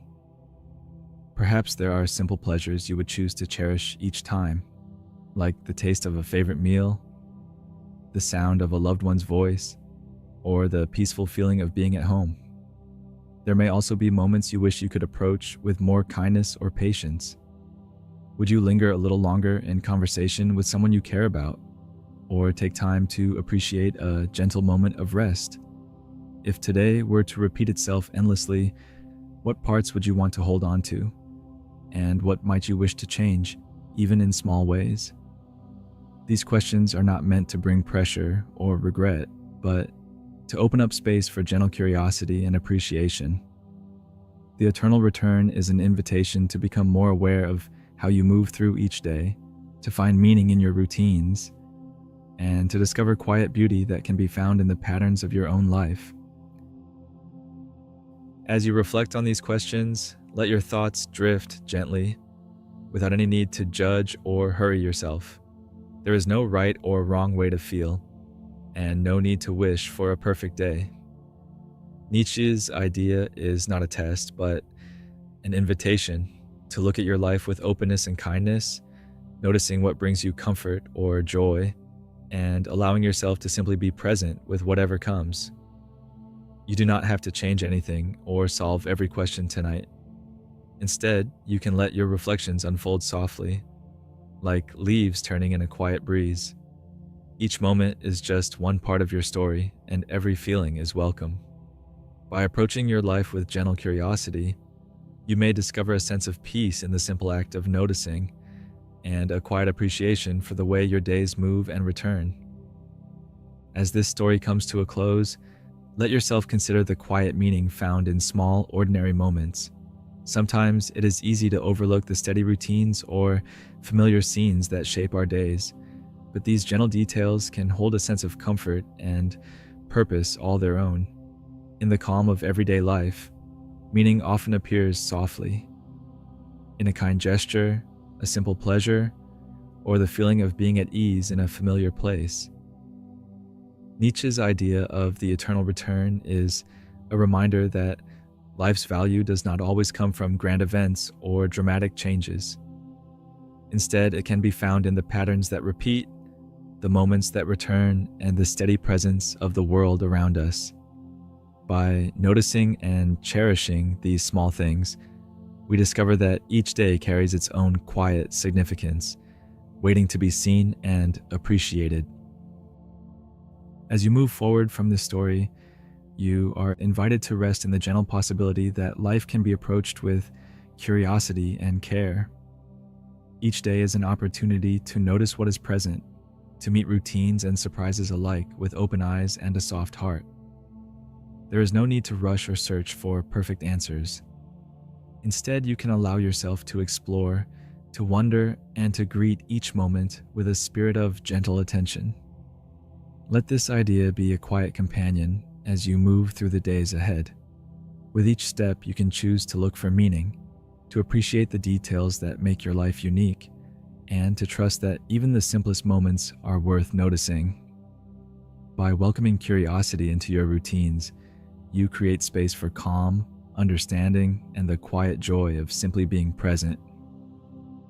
May you carry a sense of calm and peace with you as this story comes to an end. Let the gentle questions and quiet images linger in your thoughts, like the soft echo of a familiar melody.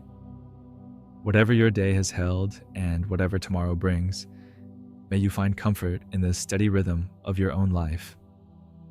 As you drift into rest, know that there is value in every ordinary moment. The story of the eternal return will remain, gently waiting whenever you wish to reflect on it again. Wishing you a peaceful night and the quiet possibility of new meaning with each day. From Nietzsche's circle of time, we turn to Blaise Pascal and his gentle wager about belief, uncertainty, and hope. Blaise Pascal lived in 17th century France, a time of discovery and uncertainty. He was born in 1623 in the city of Clermont, during a period when science, philosophy, and faith were often in conversation and sometimes in conflict. Pascal's world was one of quiet, candlelit studies, handwritten letters, and thoughtful debates that stretched late into the night. In this setting, big questions about life, belief, and the limits of knowledge were never far away. Pascal was a person of wide and restless curiosity. From a young age, he showed a remarkable talent for mathematics and science, making discoveries that would influence how people understood the world. He invented new ways of measuring, calculating, and even helped to lay the foundations of probability, the study of chance and uncertainty. Yet, alongside his interest in numbers and experiments, Pascal was quietly drawn to deeper questions about faith, meaning, and what it means to live well. He wondered how reason and belief might fit together, and how a person could find clarity in a world full of mysteries. Pascal's life unfolded during a time of great change in Europe. As a young boy, he lost his mother, and much of his early childhood was shaped by his father, who encouraged his learning and curiosity. The family moved to Paris, where Pascal was introduced to lively circles of scientists, thinkers, and writers. The world around him was shifting. New discoveries in astronomy and physics challenged old ways of thinking, while questions of religion and philosophy were discussed in quiet gatherings and public debates. As he grew older, Pascal's health was often fragile, and he spent many hours in study and reflection. He experienced moments of deep faith, as well as periods of doubt and searching. The France of Pascal's day was marked by both religious devotion and intellectual change, and these contrasts shaped his thinking. In this world of uncertainty and possibility, Pascal's gentle search for understanding led him to wonder about the nature of belief and the choices people make when answers are not always clear. Pascal's curiosity moved easily between the world of numbers and the mysteries of faith. The more he learned about science and the nature of chance, the more he wondered about the limits of reason and what lay beyond it. He saw that even the best arguments and most careful observations could not answer every question, especially the largest questions about life, purpose, and the existence of God. This gentle uncertainty became a part of Pascal's daily life. Rather than ignoring it, he decided to look at it honestly, asking how a person might choose what to believe when proof is out of reach. His search for understanding did not lead him to a single answer, but instead to a quiet reflection on how to live thoughtfully and openly with the unknown. This spirit of inquiry would shape his famous wager and the way he thought about belief itself. Pascal's wager first appeared in a collection of writings called the Pensées, which means thoughts in French. These notes were never fully organized during his lifetime, but they reveal the quiet depth of his thinking. Pascal wrote the wager as part of a larger search to understand belief, doubt, and the questions that trouble the human heart.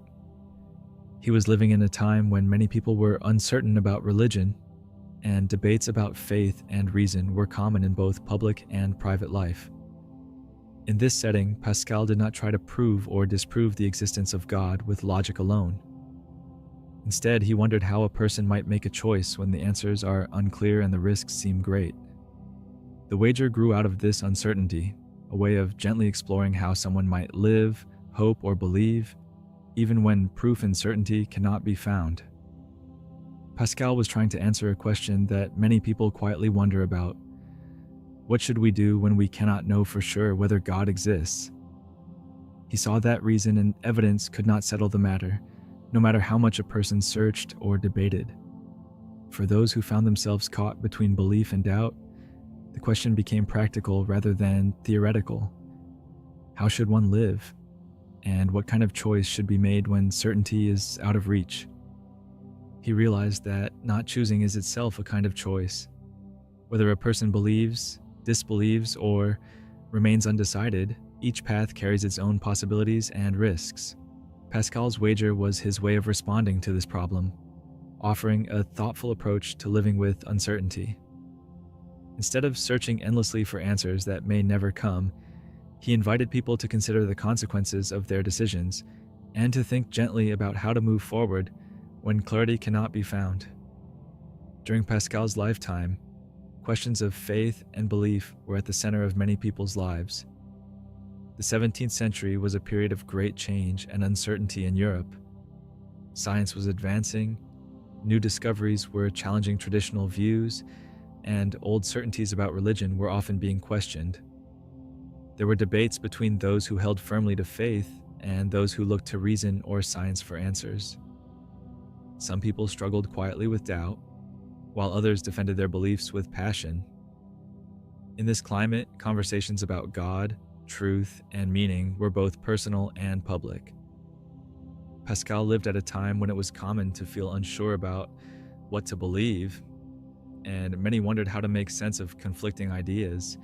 These uncertainties shaped the questions that Pascal asked and helped inspire his wager, a way of thinking about belief that did not ignore doubt, but gently made room for it. Pascal's wager is not a proof or an argument for the existence of God, but a way of thinking about belief when certainty is impossible. Pascal invites us to picture belief as a quiet choice, a gentle bet placed when the outcome is unknown. He asks us to consider two possibilities: either God exists or God does not. Each person, he says, must choose how to live, even if they cannot know which answer is true. If you choose to live as if God exists and God truly does exist, Pascal suggests the gain may be infinite: eternal happiness, spiritual comfort, or the hope of something lasting beyond this life. If you live as if God exists and God does not, then little is lost. You might still gain a sense of purpose, hope, or a life shaped by kindness and meaning. On the other hand, if you choose to live as if God does not exist and God does exist, the opportunity for eternal happiness or life beyond death is lost. If there is no God and you do not believe, then nothing is gained or lost in a lasting way. Your life simply reflects that choice. Pascal's wager, then, is a gentle invitation to think about which risks and hopes you are willing to live with.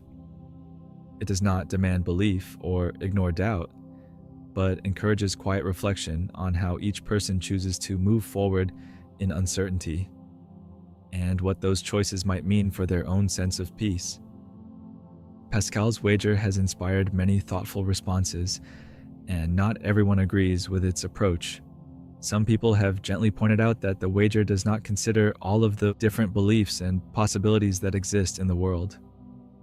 There are many religions and understandings of God, and the wager does not help someone choose between them. This raises the question of what happens if a person bets on one path, only to find that another might have been true.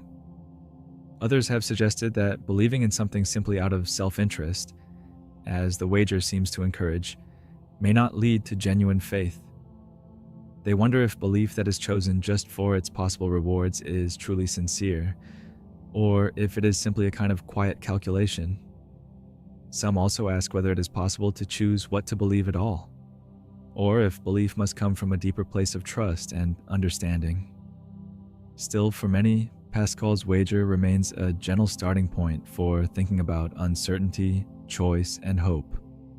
It opens the door to further reflection and conversation, even if it does not offer a final answer.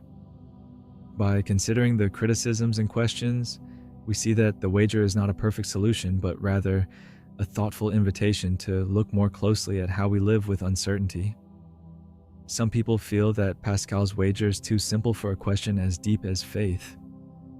They point out that belief is often shaped by honest doubt, personal experience, and quiet searching, rather than by weighing risks and rewards. For many, faith and uncertainty are woven together in ways that cannot be measured or calculated. Others note that the wager's approach may overlook the quiet struggles and questions that are part of many people's journeys. Genuine belief often grows slowly and changes over time, sometimes including periods of doubt or wonder. In this way, the wager's simple choice does not capture the full, gentle complexity of how people come to believe, or choose not to believe. Some critics have also raised gentle questions about sincerity and the nature of true belief. They wonder if choosing to believe only because of the possible rewards is really belief at all, or if it is simply hoping for a benefit. Can faith be genuine if it is chosen for practical reasons, rather than from honest conviction or a deeper sense of trust? Pascal's wager quietly raises these questions without fully resolving them. It reminds us that belief is not always something we can decide on, like a strategy or a bet.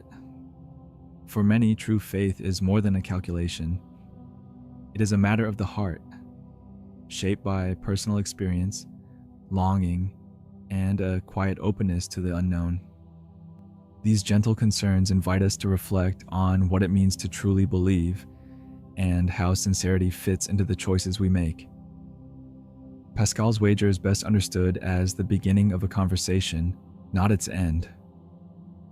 It does not offer a perfect answer to questions of faith and uncertainty, nor does it settle the mysteries that surround belief.